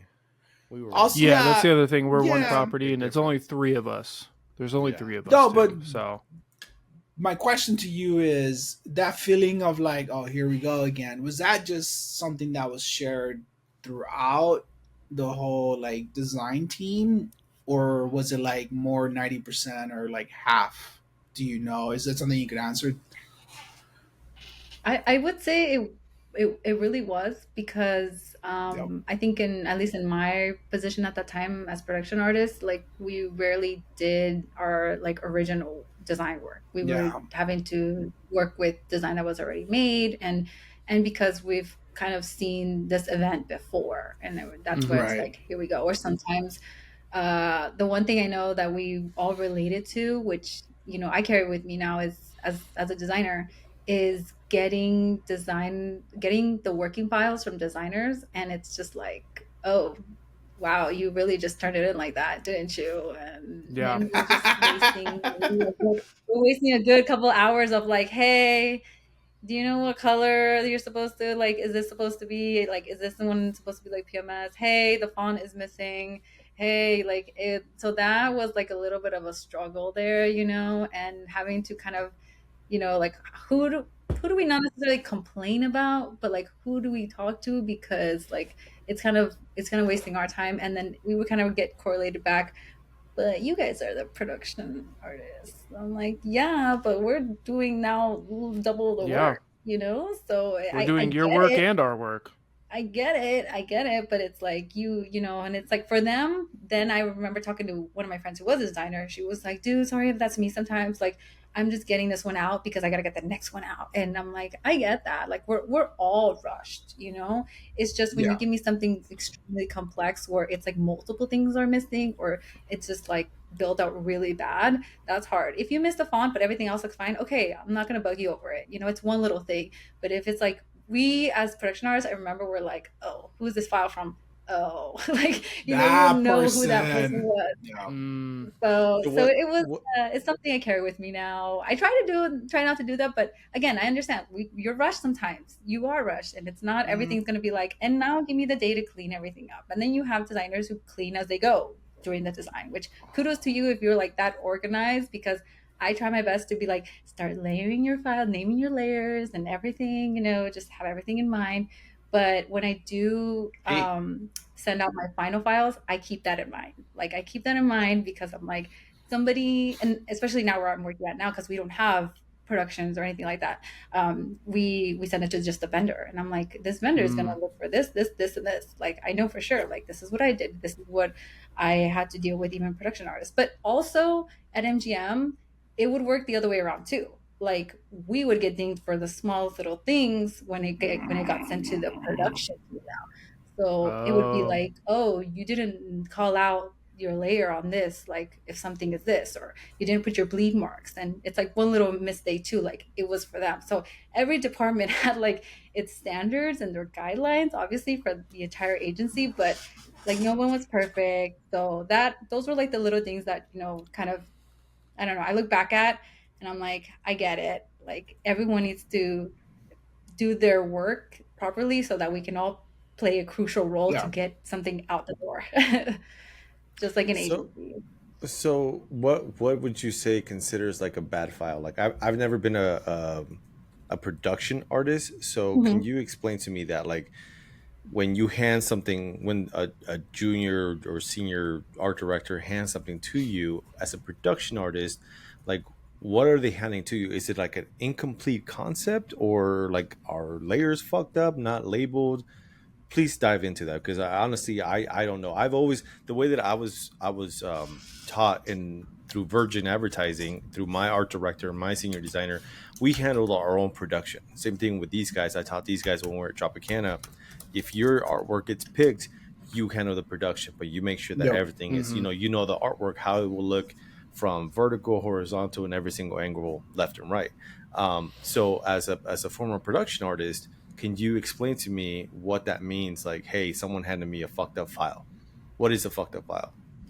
Yeah, I would think it would be like fonts are not linked well. And sometimes it would be there's a stock photo that is the preview and not the actual downloaded photo. So if I need to Mm, now size that Oh, photo yeah, or that's a big What? one. whatever, That's a or thing? Yeah, Holy the shit. ETF. for horizontal like landscape or vertical, and you're giving me just like the preview, like not the actual photo, like I can't do much with it. And sometimes it'd be like you would give me the downloaded one, but now obviously my job, I have to figure out how I can make this into like a horizontal version, and I'm working with like this much of an image. So that's the part where it gets tricky, because it's like, do you want our recommendation, or do you as a designer have already a file for like vertical and horizontal purposes that I can use? Because at the time, I remember there was one time where I would be like, let's add more to the background and blend it in nicely and so forth. And they were like, oh, if ever you use it, don't add the background, just use it like up to that point, up to that end. And I was like, oh, okay. Well, I wasn't sure. So it's like we kind of have to make those decisions then for them. Some of the stuff would also be Is that the stock. communicated to you? Yeah, Or I would have to go. I would have to ask, okay. to the designer, because I'm like, it's technically your concept. So I Hmm. don't want to have you look at this in some banner somewhere out there, or like once it's out there, and be like, oh, why did they do that? Or something. So I always like to double check with the designer to make sure, like, does Mm. this look okay? I know, I get it that your original concept was built for vertical, but we're doing something horizontal. So can I do this, or what do you recommend? And that's a lot of the part that's, I think, I carried with me as a designer. Now I'm like, now I have to make those choices. I don't have to go to somebody and let them know, like, what do you think? Like, I gotta, give it my best shot. So I think, just in general, sometimes the art boards, like the empty space on Illustrator, just has like things left over. And for me, I just see it as like, am I okay to like delete it, not delete it? Like, is this important? Something that I should keep in there? Because then this file I have to send it to the production team who then sends it to vendor and everything. Mhm. And then I get dinged for it. So I have to go back, and all that stuff. So it just That's kind of goes crazy. one course to the That's next a lot of person work, and so dude. forth. Yeah. Yeah. To It's me, quite It's the a lot of matter. guesswork. if it's out of the artboard, I'm deleting that shit. Like, Yeah, Same. but I mean, we would because get I it because hear like they would just send it files like that, and yeah, and sometimes colors were like probably like it's just RGB, CMYK, changing it back. Like that's the stuff that we would do, and I think a lot of people expected like, well, you guys are gonna clean it up, anyways. I'm like, yeah, and you're gonna resize that's it. It's just, Yeah, yeah, but that's that's not very your interesting. job though. huh? But that's not your job to clean it up. Yeah, But I Like, think back then it was like it kind of is. Like Yeah, no, as far as that like is people like we do the concept and the design, and now if you need to make it into whatever size, then do so. Like Mm. here's the working file, and then do so like with it. With what you can. So yeah, it was just Interesting. it wasn't everyone. I'm not gonna. I will say that it wasn't everyone. It was just certain people that had a different way of going about when they started concepting, and so yeah. Yeah, I've only had the opportunity to work with one production team when I worked for BMP Advertising. That was the first time and only time that I've ever worked with a production side. Like, I thought I had to handle all my stuff, and they're like, "No, once you're done with the key art, it gets handed over to production, and they take care of everything." And I Mhm. was like, "What do you mean? I don't understand." And they're like, "They'll my resize, project. they'll convert it." No, there wasn't that. I was just like, I was raised that way Yeah. in my career, that Mhm. I Mm-hmm. handle all my production work. So I always cleaned up my stuff. Now, I never did like spot colors or yeah, any of that. Like, it was always four color process, CMYK. Excuse me.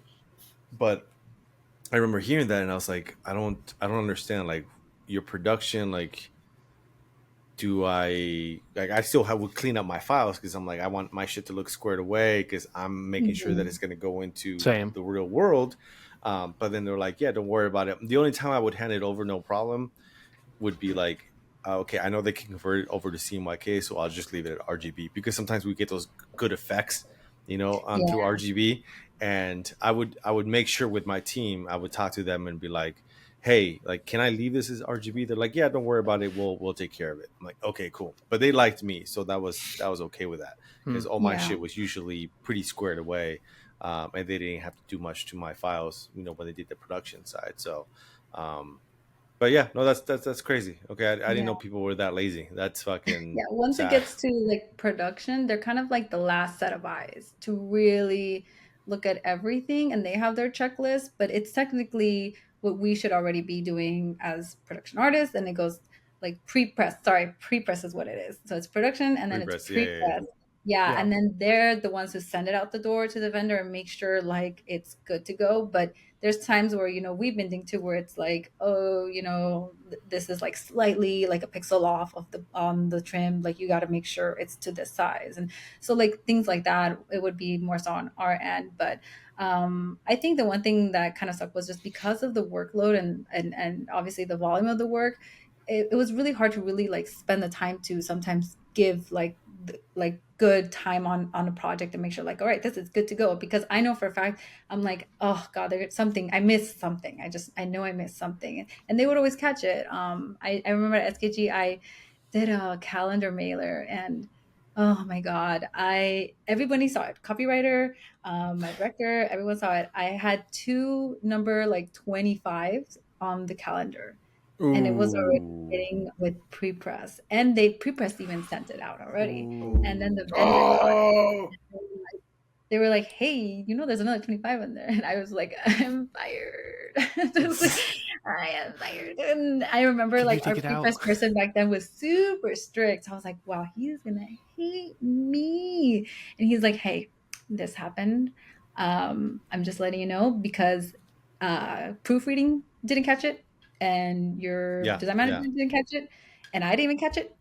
Yep. But technically, you're the one who typed it in, and just be careful next time. Thankfully, vendor was able to change it on their end because they have the working file. Oh, awesome. And I was like, okay. But I'm so like, it's those sorry. moments that like live a little scar in me that I'm like, I remember that time. It's like Trauma. Do you work Designer in, trauma. Do you work in Figma at all? I recently started. Okay. Like Well, recently. as a production artist here, I'll share this with you right now. So one thing that I like Figma for a lot, and I've shared that with these guys since I started working at Area 15, is that Mm. Figma, when it comes to production, I mean, to me, it is the shit, So Yeah. when you can like set up templates to where you could load, your logos, your backgrounds, your colors, and it could lay it out for you in all the different formats that you need. So as a production artist, instead of doing individual files, you can just set everything up here, right? So you have your event thumbnails, banners, social media assets, everything is there. All you have to, you still design in Photoshop, but then you just separate your subjects into different files, and then you load them into your template here. Obviously, someone has to build it, but then you have everything. You could move one thing, or you could place it, and it's all in that format. So everything is there. So instead of having to do one single file, it's all right there for you, and it's just, to me, it's the shit. Like all these different formats just based off of like, hey, I can load this background on here and it's gonna populate on all this shit on this immediately. So So to me, so how do you export this? Like is oh yeah, it's so yeah, once you get done, you just go over here and you hit export, and then it will load up and it'll say, hey, these are the files that you want to export, and then which ones you want to click, you don't, and then boom, it's set up for what it is, and you're out the door. so none of this you did in Photoshop. No, Like you do all this in Photoshop, but then you export the different layers, right, in different oh, okay. sections. So you'll have like your background, your logo, your subject, and then you import those into Figma, and then that Okay. auto populates through your template on here. Okay. It's crazy. So Yeah. Figma Crazy. is letting you like do a whole edit to it rather than going on each like Photoshop file. Is So that you can something? still individually tweak each one. Yes. Here, let me. While we continue our Yeah, I'm confused conversation, as to like how those two work together, like Photoshop yeah, so and Figma. let me duplicate another This project is while we crazy. continue. Yeah, so Right? again, Excuse as me far as one the sec. production artist wise, like to me, Figma, working at Area 15, it completely changed how I use Figma. I use Figma for app development, but using it as production, to me, I was just like, I don't have to Yeah. create 38 different files. It's all right there for me. I just have to export one thing and out the door I go. Like that to me was the shit. I was like, holy fuck, man. Like this is amazing. Yeah, So here, let me, I want to know this because Lisette's we getting do mind this a blown lot right for now. game we you do what? this a lot for game launches, Okay. and that could save our team so much time because Okay. we're So just now that. getting comfortable with Figma, but it's more so just the FigJam board. Like we haven't actually Okay, yeah. played. So we have Fig Jam boards. That's Mhm. for ideas, right? Ideas are Yes. great. So let me I'll let Martin continue the conversation here. Let me Yeah, set yeah, up an yeah. example for me to show you. But yes, I 100% tell everybody, if you're doing any kind of production work, especially freelance wise, do that shit through Figma, and your production value will through the roof. Nice. Because you could eliminate so much time and Yeah. like push out a lot of more things. So yeah, okay. Martin, take over. Let me do a couple of things over here on my end. Okay. Yeah. Okay. I have a questions from Sly. I do have a As a question. I can. Yeah, go ahead, Go ahead. Sly. I No, was you just go gonna ahead. You say, ask it. we were talking about production stuff and how you don't really get to manipulate anything. Where at MGM, when Yeah. did they give you projects to actually like grow your skills? So you're given all this production stuff. When are they giving you actual creative projects? It wasn't up until I actually said something. Like, Oh, You interesting. spoke up. yeah, they won't give them to you unless obviously you're a designer. There was multiple designers, so it wasn't like a let's involve a production artist in this. We have Mm-hmm. 3-4 designers for each of the property tiers, and so it was like they were kind of taking care of all that. Now me myself, I took the initiative to want to do design. And so I told, my creative director on that tier, and even my manager in my production artist team, like that I want to try some design work. And we had that conversation, the three of us, and they, she said, like, yeah, I'm gonna see what's the next project, and if it works with you also having the time to complete your original work that you do as a production artist, then I'll add you to that. Because it wasn't like, oh, you'll stop doing your work so you can do that. It was like, if Oh, you have to do it on top of that. So I knew I had to put in extra Shit. work, Mm-hmm. and I would stay late, and I would complete my first and foremost projects quickly, so I can have the time to do that. So it really, there wasn't that opportunity of like, who wants to be on this, anyone, designer or production. It was more so like you had yourself took that initiative to Yeah. do so. And so I did. And then eventually I think I kept nudging them more and more, and that's when I got put on Hazel. I got put on a different one for Salt and Ivy at the Aria. And that one, I think nice. my concept was put in the deck, but it was along with like three other designers. But aside from myself, there was, I think, two more production artists who were also wanting to do design work and move on up. And so they had like Mm. this kind of structured career ladder where you had to Mm-hmm. like check off like a task of like, and I've gotten some mentorship, I've done a production work, I've done this, and like the more you complete, then once you do your review, they're like, we're going to see if you get promoted to designer and so forth. And that Oh, did happen awesome. to one Okay. of my colleagues who was a production artist. She did get promoted, and she was obviously there before I was. But I was happy to see that it happened, because I was like, I had hope. I was like, all right, let's do this, and I was involved in a lot more projects, but that was just because I was constantly nudging and wanting Yeah. to be in them. So that's kind of how it really worked, is like you taking the initiative. If nothing is really being presented to you, then you Yeah, go. that's interesting because they're really putting it on you as the production artist. Like, hey, if you want to move up, you have to bring it to us, not we're watching you to see if you're coming up with new stuff. Yeah, it's Wow. it's interesting because like now where I'm at, and where I went to at Gallo, it was different. It was, Mm-hmm. we are gonna work with you to get you involved into some projects, to have you be on the design projects. Whereas I don't think it was really there at MGM, but Mm-hmm. looking back at it, it's because I think their focus was get everything out the door, As soon as get, possible. Yeah. Yeah. Well, I mean, they have multiple properties, so I yeah, can totally understand. yeah. And so it was a different like agency. I think you learn a lot and you grow in your skills, but as far as growing and thinking like, oh, you're gonna get designer like in 2 years, is very doubtful, just because one, they already have so many, and it's like, Yeah. how do you go about that, so yeah, I Yeah, I think kind of COVID was like a where blessing in disguise. I You think I say like where you you're say, at give me now. that shit. But that's just me. I'm still Yeah. looking for a file. Hold on. Sorry, I had to go move my Fine. kids. It's okay. Continue. Yeah, no, I think I like the Sony approach better, because the other one sounds like, oh, you want to move up? Well, prove yourself and Yeah. work on your time kind of attitude, where this one's more like, Sony feels like more like, oh, hey, we hired you because we want you to be successful, and we want you to be part of the team, and we don't just want to hire somebody else. We want to hire somebody who's going to be here and grow and grow and grow. And I think that's where you want to be. That's the type of energy that you want to be working with, Mhm. versus the other one. Well, if you want to move up, get that sword out and start fighting each other and move up slowly. Yeah. Yeah. And I can see how like, that kind of motivates you, but it's like I was doing production for how long, to where I was like, how Yep. much more do I need to prove myself again? And that Yep. kind of Mhm. also messes with you a little bit, to where I'm like, am I not that good yet? Yeah. Like, Exactly. Because if you're not taught about it, it's like, how am I supposed to know that I'm supposed to ask for this thing? I don't know.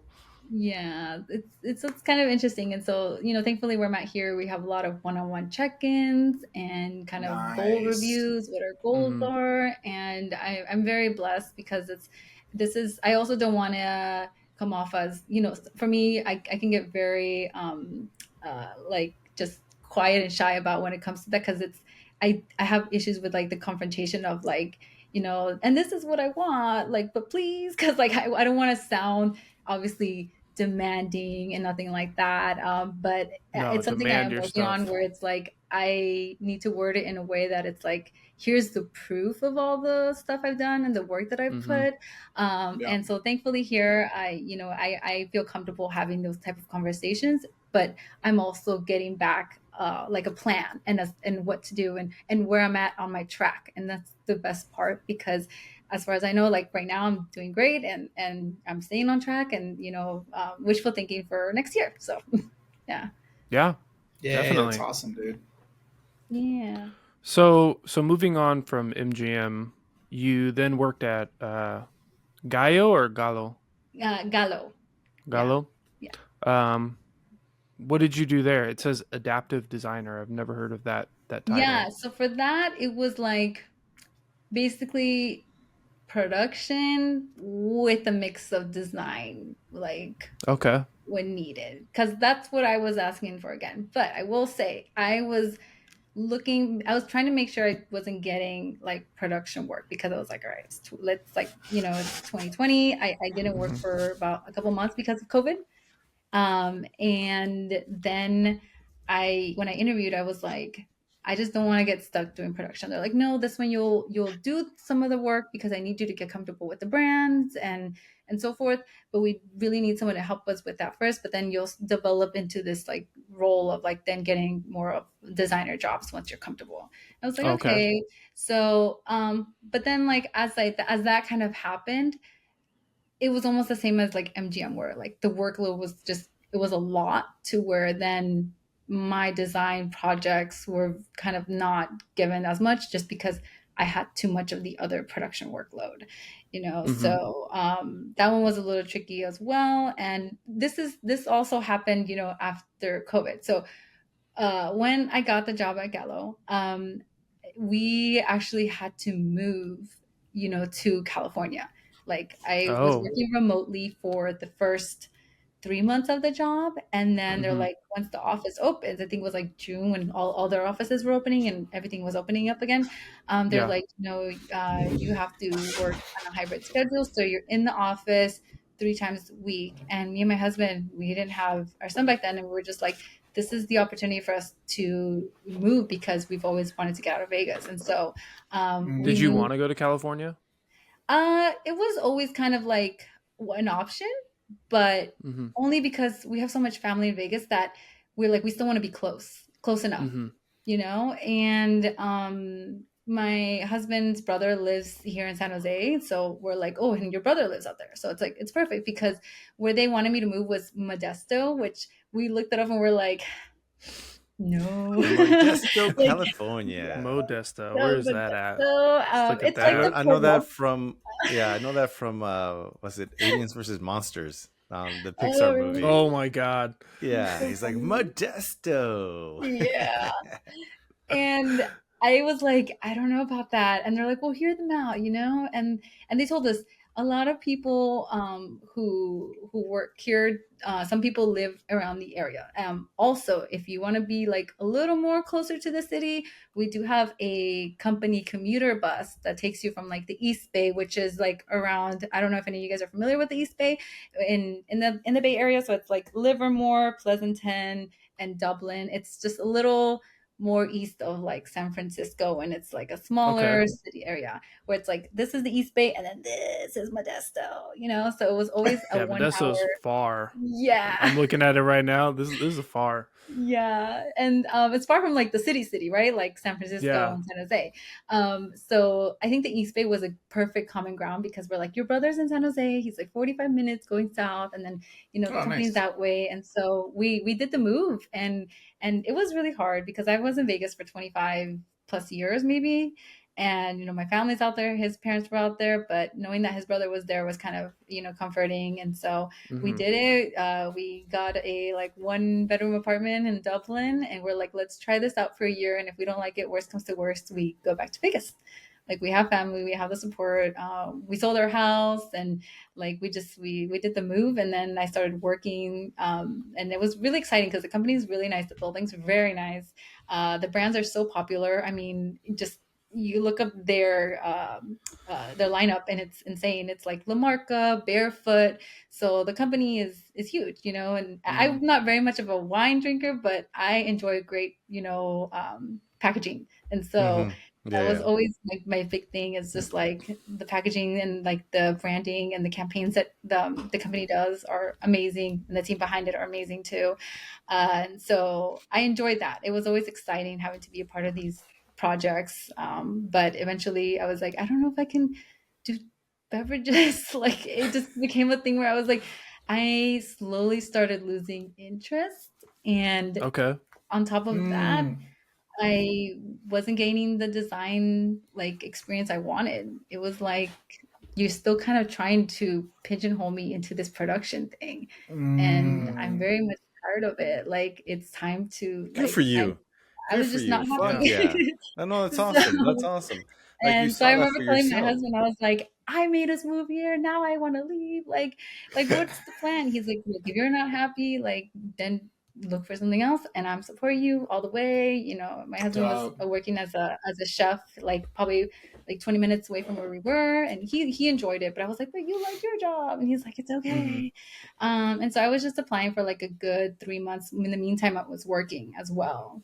And in the meantime, I also like when I applied, I had just had like our wedding, so there was a lot going on. And so then, I remember just like I was like, I'm gonna do it. I'm gonna look for something else.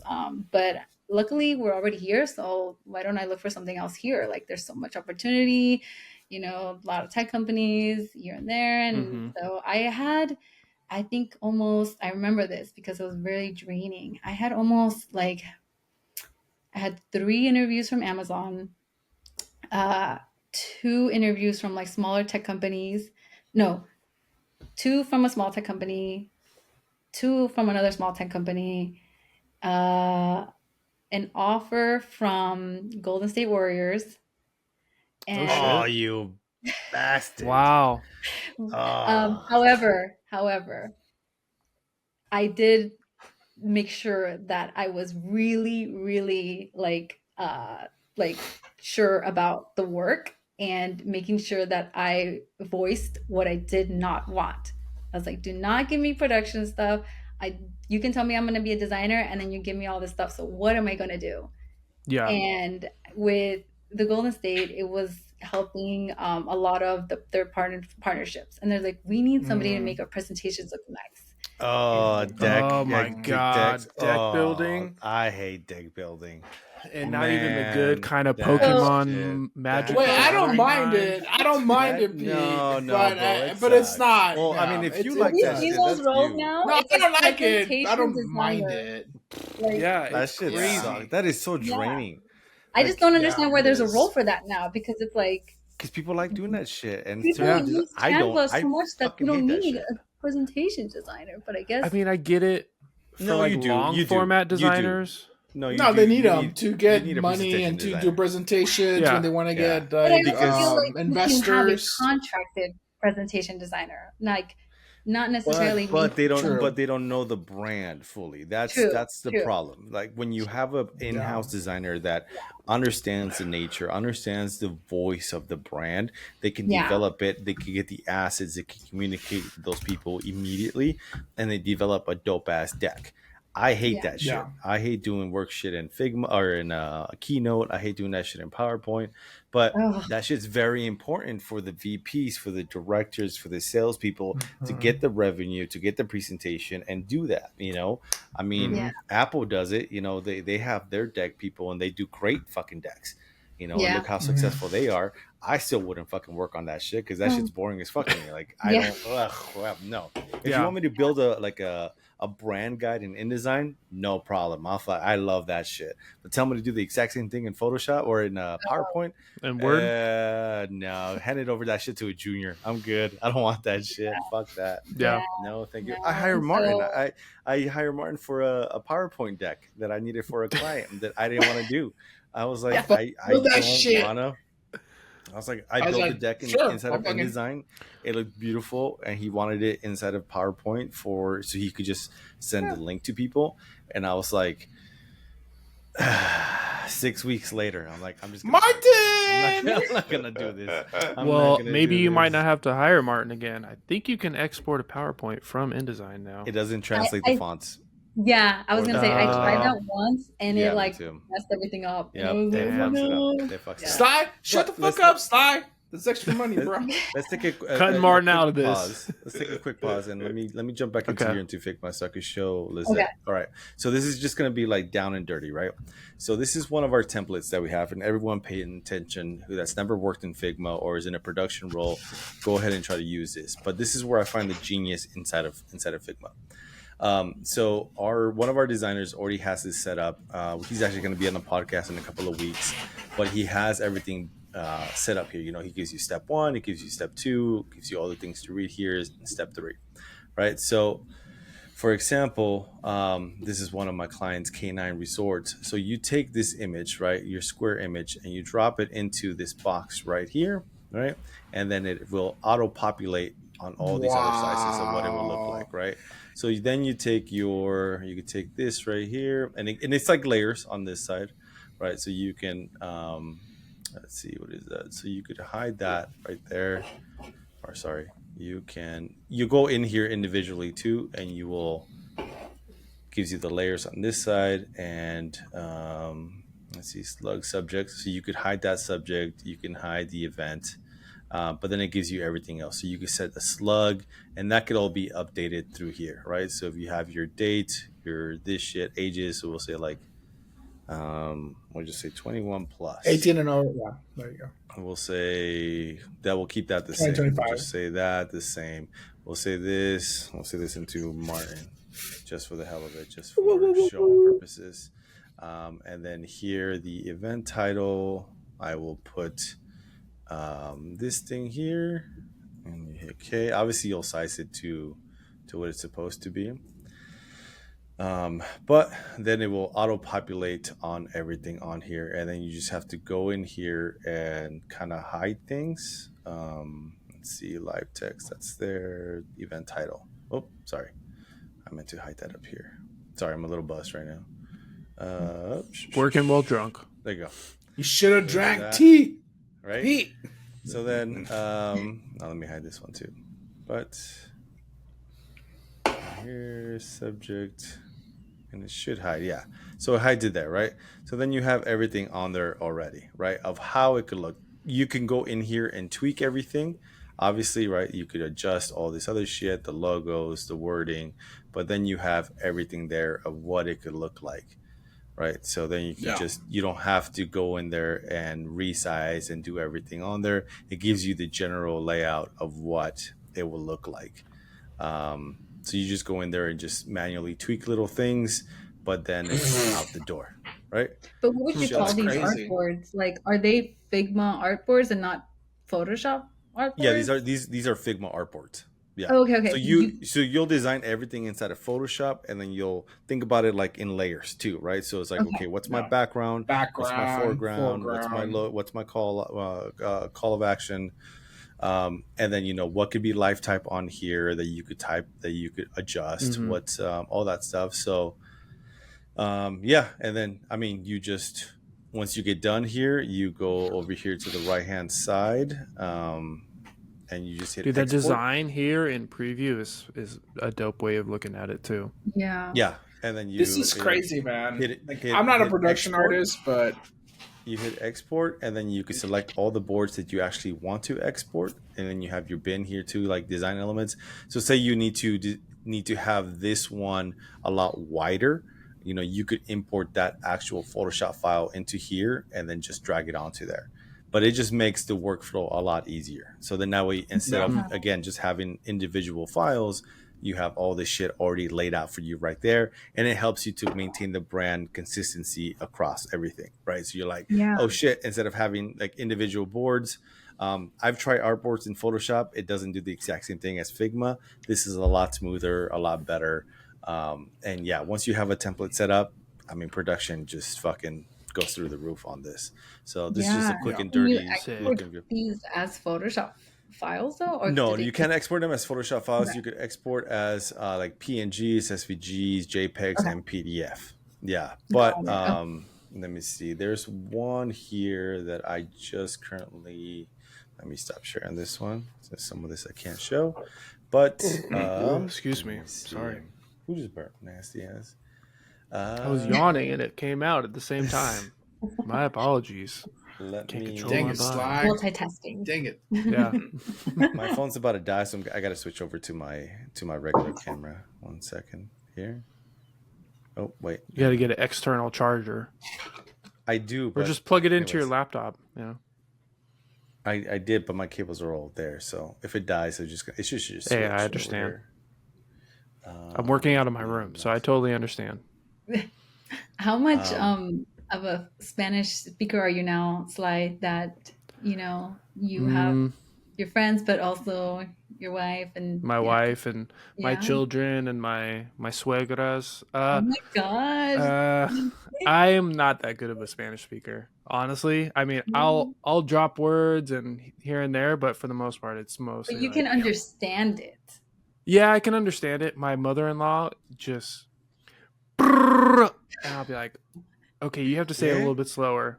Yeah, I'll be like, Huh? okay, can you say it again? And then What? she'll say something again. It's so funny. She'll say something again, and then I'll be like, "Oh, okay, I understand." And I'll talk to her in Spanish, and she'll turn to my wife and be like, "What did he say?" And my wife will be like, "He said it in Spanish." That's funny. And she's like, "Oh, okay." And then I feel like you and my it'll husband are happen the same. Yeah. Yeah.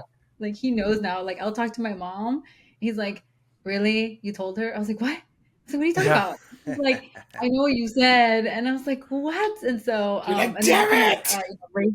we're raising my son to speak Spanish first. So, Oh, good. like a lot of the Yeah. stuff he's picking up too, but he tries, and it's so hard for me not to correct him because. Like I'm just like he's trying, don't correct him because then he gets like mad, you know. Mhm. So and it's funny because like when he tries to put him to sleep, he's like, Elijah, dormir, dormir, and I was like, No, it's mimis. ¿Cuál dormir? Mimis. Yeah, we do It's say mimis. mimis. I ¿Cuál was like, dormir? what about the Mimis. baby? He's Mimis. like, whatever, duérmete. I said the same thing, and I was like, you're trying though, I appreciate it. That's He's like, no funny. My lloras, daughter is no like lloras. predominantly English, but she understands Spanish 100%, and she's trying to talk it, or she's trying to speak it Aw. now. And now she's at the point where she's like, how do you say this in Spanish? How do you say this in Spanish? As she's like trying to put everything together. And she goes and hangs out with my suegras a lot, and That's good. they only speak Spanish, so she's like now starting to speak it more. And Oh. Evie's like picking up.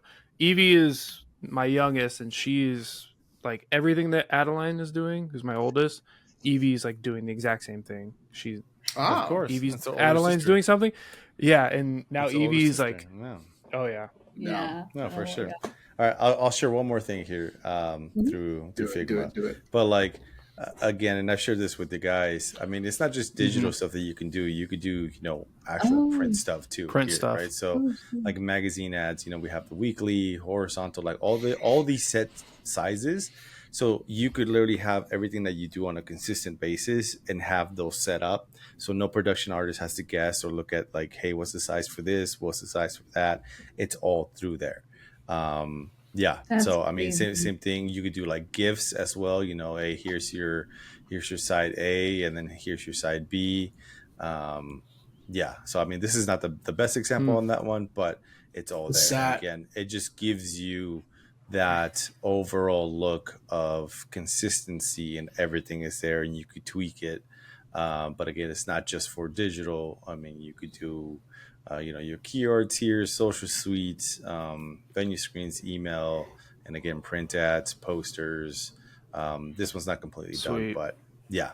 So again, if you are not using it, I suggest you do, because it definitely will help on the production side big time. Yeah, And I'm gonna try this because, like I said, we do the game launches and it's emails, banners, and stuff like that. And it's interesting because, like, when those projects come out, nobody wants to take them because they're like, okay, like here we go, just like it's the key art, and we just Mhm. do it to sizing. It's not a lot. It's like maybe a good 6 different sizes, so it's not too bad. Yeah. But it's just a matter of like, oh, like let's just get it out already, out of the way. But Yeah. we're trying to find ways to be more proactive in Figma, and I think this There is you something go. I'm definitely gonna show them because I think it'll be like mind blowing Yeah. for them. Yeah. yeah, no, for I'm sure. not a And if you have FigJam, I could share one of the templates with you, and then that way you could just kind of play around with it, Yeah, and go from yeah, I there. appreciate So that. That would Yeah. be great. just let me know. But let's get into Sony. Tell us about Sony. Which, by the way, when we saw that you got that, I remember Sly was extremely jealous, Very jealous, and we're Very like, jealous. on our end, we were like this. We were like, oh, it's not playing. Ah, Everybody, all of us were very Aw, much like, yeah, thank yeah. you. Except Sly. congratulations.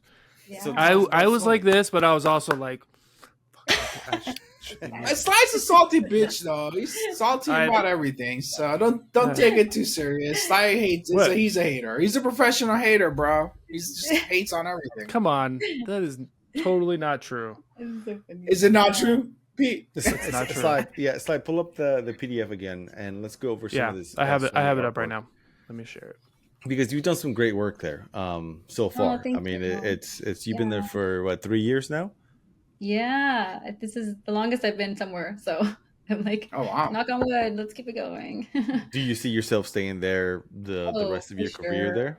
for sure. I think within just like I'll start from the beginning. So one of my directors, the director who was in charge of the whole agency at MGM, she got a job as a part of their branding team. I think it's like VP of branding for PlayStation. She got it right after like COVID. And so Oh, she wow. was Oh, out cool. there. And so then, but during that time, she posted the Gallo job because of her colleague that she knows at Gallo. Mm. And so then I told her like, oh, this would be super interesting to apply for. I'm like, and she's like, I'm going to put your name in this. And so she was like, yeah. And then I got the interview for Gallo, got the job, and so be it. And then when I saw the designer position, she didn't post this one, but I reached out to her and I was like, hey, I hope I'm not bugging you, but like, this is something I'm really interested in. And would you recommend this? Like, do you know if you happen to by any chance work with this team?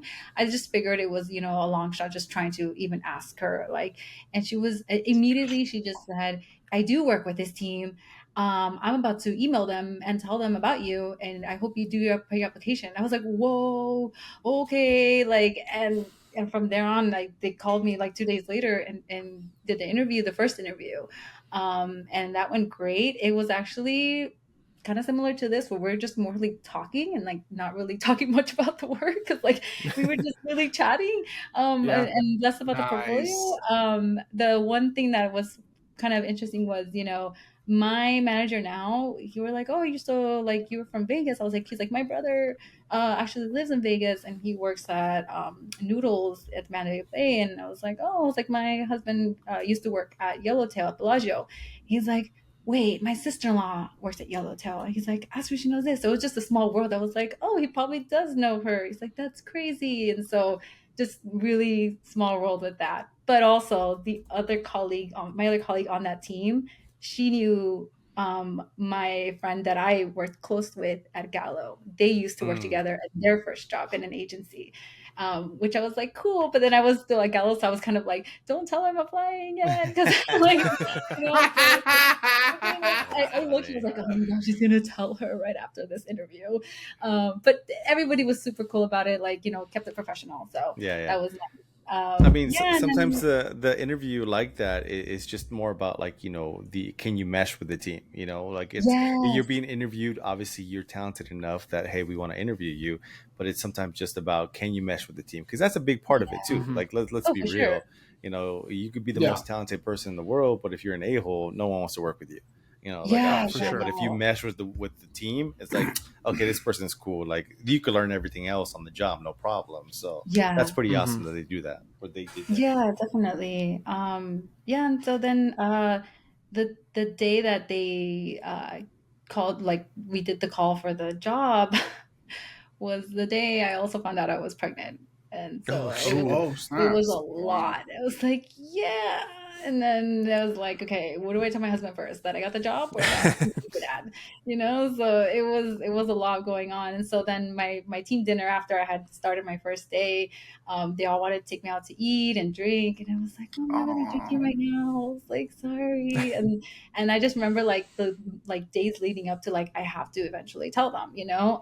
There Mhm. was a lot of pressure just because I'm like I know I'm not gonna get fired. I just started, but I also it's like I just started, so it's like I want them to see that, like understand, like you know I'm gonna give it as much as I can before I have to go on leave.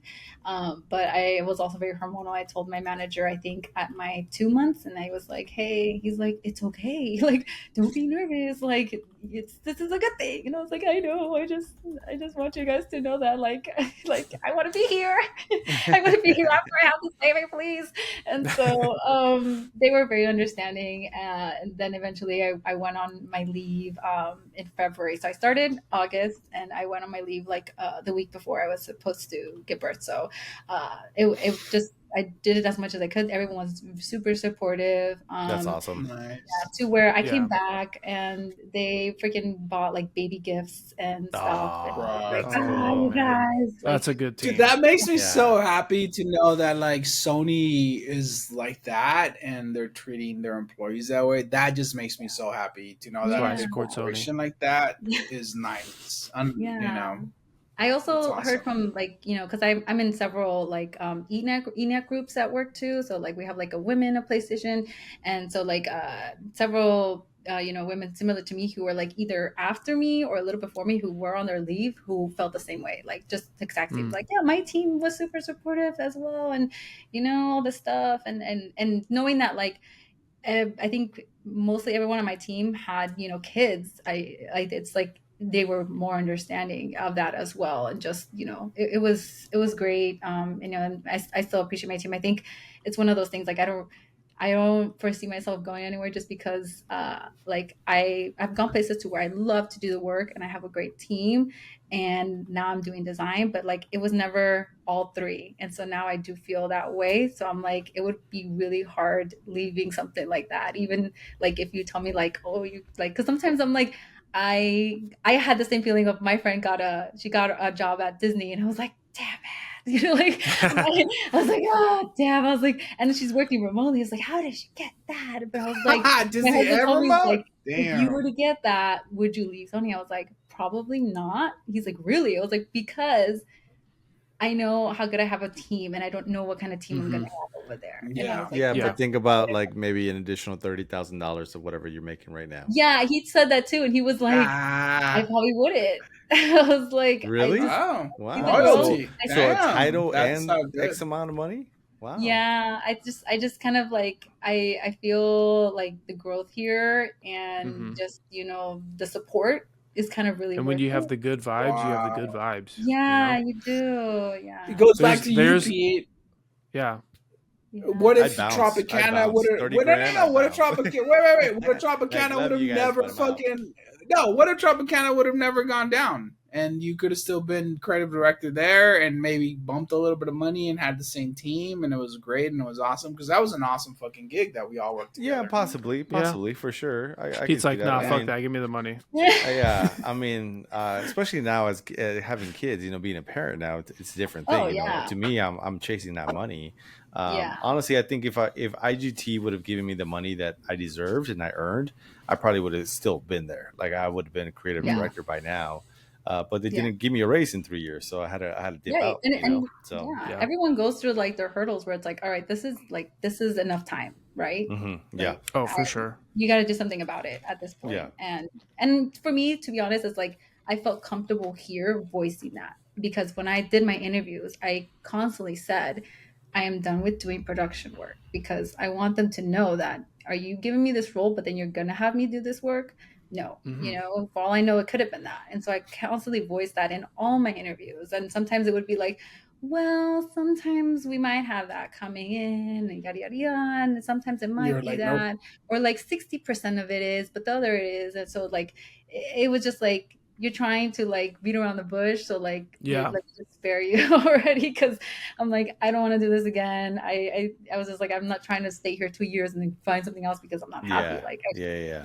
let's just try it out. That makes And I'm sense. not a gamer, obviously, so it's like I just I when you ask At that question, all? like me, like You well, don't play any games? no, I mean gamer into the sense of like I keep up with the latest PlayStation games, and I'm like starting the new level and trying to beat to the next level the next day. Like no, but Okay. with me, I enjoy like the nice like games where you're trying to explore or look around, but those shooting games, like Okay, tell me anything your latest game that intense. just came out. Okay, yeah. Well, I'll let Sly do that one. But it's very interesting to know that you, as a graphic designer too, working for PlayStation, are not a gamer. Like that's very important, because I a don't lot of think you need people to be. that, well, yeah, that's what I'm saying. A lot of people do think, especially if you're starting off, in your career as a Mhm. graphic designer right now, that was my mentality. It's like, oh, if you're doing magazines, you must be reading magazines all the time. If you're doing games, you must love games or sports or shit like that too. I mean, for me, when I interviewed with the Texans, they were like, oh, I don't know how closely you follow football, but this is what we're doing this season. And I was like, oh shit, I didn't know that part, but I love football. So to be able to like not know Yeah, that and still work for that company, like that's pretty cool. Then yeah. So when I interviewed, that was my thing. I was like, hey guys, I'm not a gamer. I was like, I love your brand. I like what you guys do with the brand.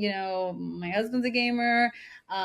I'm doing this interview, and I wanted to do this interview because of the fact that your brand has that big of a recognition, and because I know that you do create great work. I was like, now they based off the role, like the job description, immediately there was nothing in there that said, like you will be developing games or doing something for games. So that's where I felt comfortable and like, let's hear more about this. So what I do and what our team does, we're technically a really tiny internal agency for all internal employees. So there's like a whole branding and marketing team that handles anything that goes consumer based. But our team helps HR, we help third party teams for like anything events related or game launches. But all that stuff is always handled internally. The events are internally. so like Sometimes we have B2B. to do a couple of conventions.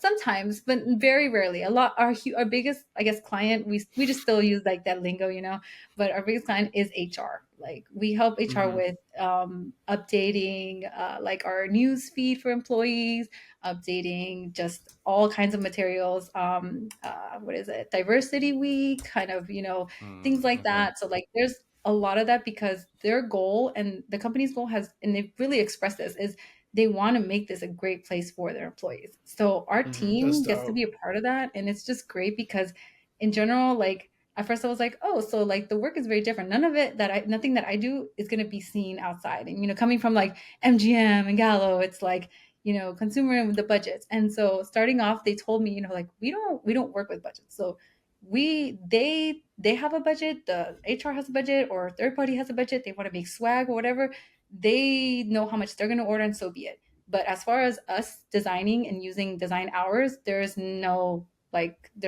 hours. Like you use however much hours you can within the deadline that we need to meet, and so be it. But we're not going Mhm. to tell you can only use, you know I don't know, X amount of hours on this project and that's it because that's our budget. And I just felt so liberated because I was like, this is great, and like just use I your hate creative that. freedom.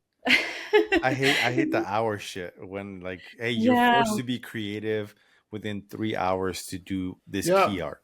Like, okay, I guess it's gonna look like shit, but sure, whatever. Like, Yeah. I'll fucking right. create It's something. hard Like, to like come out of that. I, Yeah. I told him too when I started, I was like, hey, like I'm not used to that. Like agency, it's like, this is their budget and this is what we have to work with. They're like, no, like show us what you can do because we want to give them great work. And mhm. a Mhm. big part of That's what I do right now too is dope. definitely making sure that I'm instilled the brand standards because lately, I guess after COVID, there was a big like shift where like the brand was kind of getting a little bit lost or like things were changing. And so that's the reason where like our team was created back then. And so then now our team helps in making sure that like instead of HR or other teams going to agencies, like they have us for us to help. And we're not charging you. Like we're not charging you. We're an internal agency. So you guys don't get charged. Like you can use whatever you want. And we're a small team, but like the work, you know, we have time to do it. It's great. Like there's facilities is one of my favorites because there's a bunch of offices. So I've done artwork for office in Waterloo, Canada. My colleague is doing one right now for London, and then we're currently doing stuff for two offices in San Diego because they're getting renovations, and so like they trust us to provide concepts because they know that we are familiar with the brand, and so it's kind of great to kind of get these experiences. Yeah, so Kind of like this, right? Yes.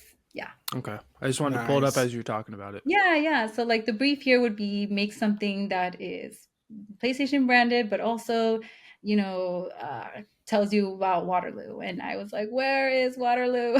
I've never heard I of need Waterloo. to find it. Yeah, I was like, oh God, here we go, another Modesto. So it was like, and then on top of that, like we couldn't go and like take pictures or anything. I just lots of research. Like I was watching YouTube videos of people visiting Waterloo, and I would take screenshots. I would just like, oh, I guess there's this crazy like farm or something. All right, that seems important. The downtown signage seems important. And yeah, and so then like how can we sneak in some PlayStation shapes and just make this some kind of cool monoline art that's going to be used throughout their entire wall. And we did pitch a that's couple cool. other concepts, but you know, this is what they went with. And they're like, now we need something for our wall that's super empty. And again, like we don't have much that's to work cool. with. Where like other facilities, for example, like San Francisco, my colleague did the whole facilities for that, and it's amazing. But she had the Bay Bridge to work with. She had, you know, Fisherman Wharf. She had all these things to work with, and here it was like this is a tough one because there's not much in Waterloo. So I decided to go with like a seasons kind of theme because they do say that their seasons are very prominent there. Like they'll get them all season. So I love that one. That piece is freaking dope. Yeah, oh, this is Yeah, awesome. when I was going through a PDF. So you made all these like by yes, I hand, did this or one in Procreate. Yeah. dude, you got some Yeah. skills, girl. Hell Thank yeah. you. Oh, that's Thank you. And then we that's like to fucking hide like the badass. shapes here and there, you know, as Mhm. much as we can. So yeah, this was really I just cool. want to, you know, touch on you were like, hey, we're not going to make anything that's, you know, going out. This is the screen that we would Yeah. possibly see on PlayStation. You're like, Yeah. I'm not So going to be this making Yeah. anything anybody would see. So What is this this, opportunity Lisette? was rare. This one was rare. This one, the team actually reached out to our team because of like, you know, thankfully the work we've done has been shown that other teams are like, who did this and who did that, and so they reached to our team and they told us we are doing the beta for the new welcome hub. We need Mhm. art for the back, and this is a really rare opportunity where we do get to do consumer based stuff. And I was very, very much like at capacity with my work, and I was like, I'm not gonna be able to turn in anything, but I thought it was like gonna be really cool if I did. And so I remember working late on this one. I was like, this is the best I got because I wanted to make something that was like a little more, I guess I was going for like the kid friendly vibe, like something a little soft because the other ones are very like technical or like their motion like stops or something like that. Like or like my colleague made like a gothic one that's really cool. And I was like, we all have different types of styles. I was like, let me make something, you know, different. And all of them are like very different to be honest. But yeah, this one's there if you open up your PS5. Yeah, and they're big Yeah, I on. don't still do on anything a consumer PS3. based. You're still on the PS3? Yeah, I don't. He's I don't not a game gamer that much. either. I'm not. Pete I don't does game not that game. Oh my much. gosh, I Don't need let to give him- you. I need to give you this because Is it a I've PS5? they had don't this give at him work. anything. They had this at work on a table where they were like, "Oh, take it's for free," but it's like old games, right? And I thought this was so cute just to have as like the core because I thought it was really nice, but it's for PS3 and I don't have a PS3, so it's El Chavo kart racing. Oh, dude, Oh, I didn't even know that was a that's game. fucking nice. I didn't know I'll take that. either. I'll take that. I'll Yeah, take so that I for will sure. send this to you along Okay. with some other swag goodies for you guys. Dude, hell yeah. Just samples. But yeah, I'll send this to you because I was like, maybe I'll find someone and I can play it. But I was like, I'll There just you keep it go, project Pete. That was meant for you, bro. Dude, Good for that's you. badass. Hell Yeah. yeah. I'm gonna go to your house, Pete, and play that game with you. Yeah, play it, please, and let me know how it is. I'll That was play so it. fun. Yeah. Well, the cool I'll thing be is that my monitor, I hooked up my Xbox and my PlayStation to it, so I still haven't Oh, played, sweet. but I have the ability to do that. I play Call of Duty on my iPad. That's about it. I got it. Yeah. Yeah. But no, So I I mean, some love of this stuff that you've done, it's pretty awesome. I love how you integrate, Mhm. the controllers, or I don't know what the right terminology is with Yeah. PlayStation. The X, the square, triangle, throughout all Yeah. this. Like that's just buttons. rad. Like The seeing the buttons. creativity, the buttons, the creativity, and how you theme it differently through the home screen, the wall art, the swag right there, the hat, Oh, I the think I have that beanies. one. Like Hold on. that is just The it's sick. It's sick that you have that ability to do that. Definitely a huge flex. Very creative. Very something they should be Mhm. extremely proud of. Oh, Oh, nice. sweet. That's Nice. sick. I Hell actually like yeah. that shirt a lot. That's dope. This is kind of like those fun projects because a lot of the stuff is either digital or print, but we actually got to get samples. So like be up close the button says PlayStation on the buttons, and we got Dude. to help with like making sure like this is the reason why like a lot of the stuff comes through us because we look out for the small things that are very like important to the brand. So like Mhm. making sure like the logo has the right like isolation zone because it can it Oh just throws it shit. off altogether, and also Oh, yeah. making sure like we include the right trademark or registration mark because half the time other teams like they don't necessarily need to use our team if they want to create stuff, but when that happens sometimes they get a little ding because the brand standards something was not up to brand, and then eventually it comes to us, and sometimes we'll see that stuff, we're like, wow, oh no, who made that? And they're like, we probably use an agency who doesn't know the brand, and Yeah. so it's a big deal, for our team at least, just because they're coming to us already knowing like, oh, we shouldn't have to worry about it because you guys know it. Yeah. But Mhm. half of my team is also in Japan, Oh shit. which is Oh. really cool because they basically handle the same workload just on the Japan side. So Oh, like the cool. HR Japan and everything, so they handle that. On top of that, they also handle some hardware design. So like the line art on manuals, they sometimes help that team because they're too busy doing like the actual building of like hardwares or packaging, and they need someone Mhm. to do more of the line art or the manual actual booklet to make sure everything's like up to par for that. So sometimes they'll help with those. I didn't And even it's think really about great. that. That's right. Yeah. Someone has to do the manuals. Yeah. Oh Yeah. shit. That's Yeah. Yeah. That's kind of one right. of my goals is that's my next like project I want to tackle is to put on a manual. But they did tell me like, that's great. It's just, those meetings are Japan time based. So it's like kind of hard Yeah. to do Hmm. that. Yeah. So I was like, It yeah. kind of That sounds like remind. you guys are brand managers, low key, like Yeah. So unspoken. yeah, we do have a brand management team that technically approves anything and everything that's going to be created for the brand. So Mhm. global marketing can create stuff that's actually consumer based, but it needs to go through the brand approval management team.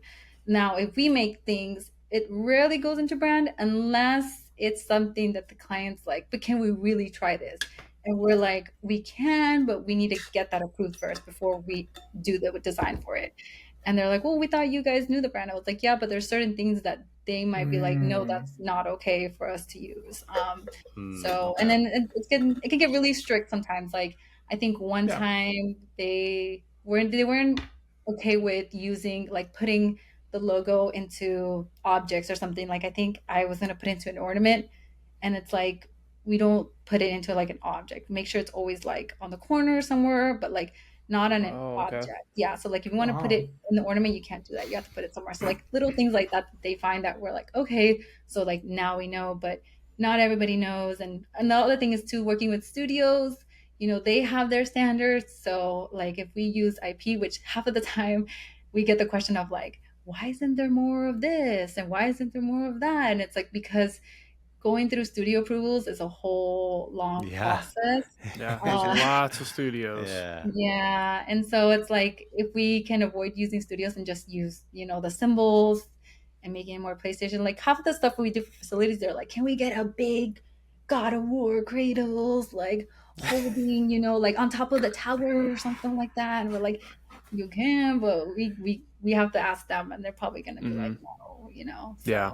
So yeah, it's interesting because like we do want to do more with our IP because everyone loves our IP, but there's a lot of hurdles to go through. So Oh, for sure. Yeah. yeah, it's interesting. But I'm excited to send you guys some stuff because I love We wearing the really swag. appreciate it. I love, Yeah. I got Yeah. stickers and all kinds of stuff. But yeah, it's a very fun team. I love doing internal work. Like at first I was like, this is interesting because, it's not consumer based, but at the end of the day, like I'm not really up for like, I'm not big on like my stuff has to be seen out there, like it's like if I'm doing the work and I enjoy it and it's somehow Yep. making somebody else happy, because at the time when right now we're doing Halloween, we're making a lot of stuff. We're making tote bags and pins, and it's good because like there's probably a lot of employees that don't even know that we did it, but it's the reaction of like, these are so cute. It's not like who made these, but it doesn't really matter to our team. We just like the fact that people enjoy it, the employees are happy,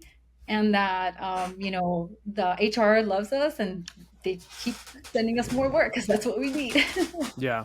That's Yeah, so I think awesome. in the end, I mean, in the end of the day, what matters is that you're having fun, and it sounds like you're having a lot Yes. of fun doing this stuff, and that's Yeah. what's really important. Like your work, yeah. I mean, I don't know about you guys, maybe not Pete, but with me, I was like, cool, my work is out there. Like the work that I did, like lit up the strip every year for like fucking 5 years, and it was kind of like, okay, cool, it happened. Okay, cool, whatever, I'll do it. And what do you mean, not me? was like, I think you love to see your work out there in Oh, life. fuck yeah, I 'cause you do. expressed it. Yeah, see, Love it. with me, Look it at was this. kind of like, Look oh, at this. cool, my Look at artwork that. is out See there. that? See I that know. magazine He's cover? got it in his See that background. magazine cover right there? Yeah. That's right. Fuck yeah, I done my shit out there, bro. Like 100,000 Yeah, what copies of about you, that Sly? shit. Well, I have some of my artwork that I made for my wife up here, and then Oh, the stuff nice. up here is all my kids' artwork. So I mean, That's Yeah. cool. That's cool. you know. Yeah. But I do like to see my stuff out there, but I think I'm more so in the bucket of what Lisette is saying, where it's more like if it's helping somebody, that's awesome. If it's out there, I do agree with you guys. It's great to see it, but Yeah. at the end of the day, I like to just make things better for people, and if that's helping one person or a lot of people, that's what I like. I've just been in Awesome. positions where my stuff has been out there, so Yeah. Same, Yeah. dude. Totally same. Yeah, and there's And no just, right or wrong. Millions It's of just, eyes seeing my shit. Yeah. You know. But anyways, Lisette, this has been a great conversation. We've learned so much about you. We're definitely gonna have you back on if you want to come back on. There's Of there's course. things that we're gonna have Yeah, it with was awesome. with guests. There's a little brainstorming session that we're coming up with an idea of Oh, how to bring our nice. guests back and Okay. have a different structure for our next interview. But we've enjoyed your time. Very informative. It's great to see how much you've grown since way back in the day. The floor is yours right now. What advice, what would you give to a designer that's listening to right now that's thinking, hey, I'm gonna become a graphic designer or an artist, or hey, I'm thinking about switching over. What advice would you give that person?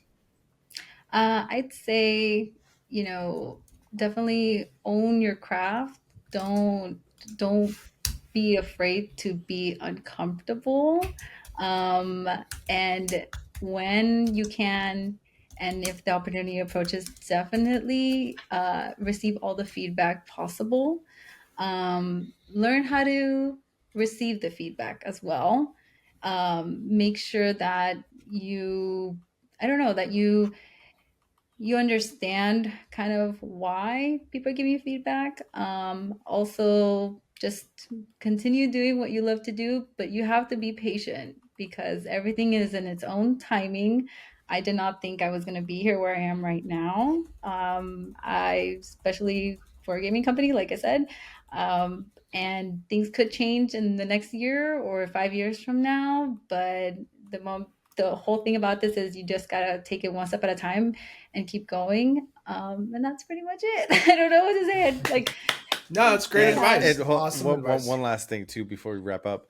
What question would you have for our next guest? Yes. oh, I would say, We forgot to ask you the other one, but that's okay. We'll I ask know, you the we next forgot. time. Yeah. Well, I don't Okay, even okay. know what it was. It was about I- Canva, but don't worry about it. oh, okay.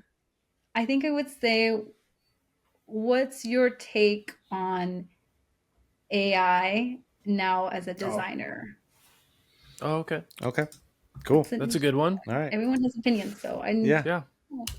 Do you have social media that you'd like people to follow you on? Sure. Like my LinkedIn, Okay. and I guess my lettering account. I'm gonna try and do better at posting more, a little bit more, probably just the work I do. But not less of my lettering, just because it's been kind of hard trying to find the time for that. But Mhm. yeah, guys, I'm in my mom era, so I kind of bounce back. And my I goal hear is you. to, after my little mom era stops, is I want to be more comfortable in Figma, and I want to try some motion design stuff because I'm Nice. interested in that too. Can you So, give us your Instagram handle for Yes. your lettering? It's lettering Liz, LetteringLINGLIS. So everybody, please follow her at Lettering Liz.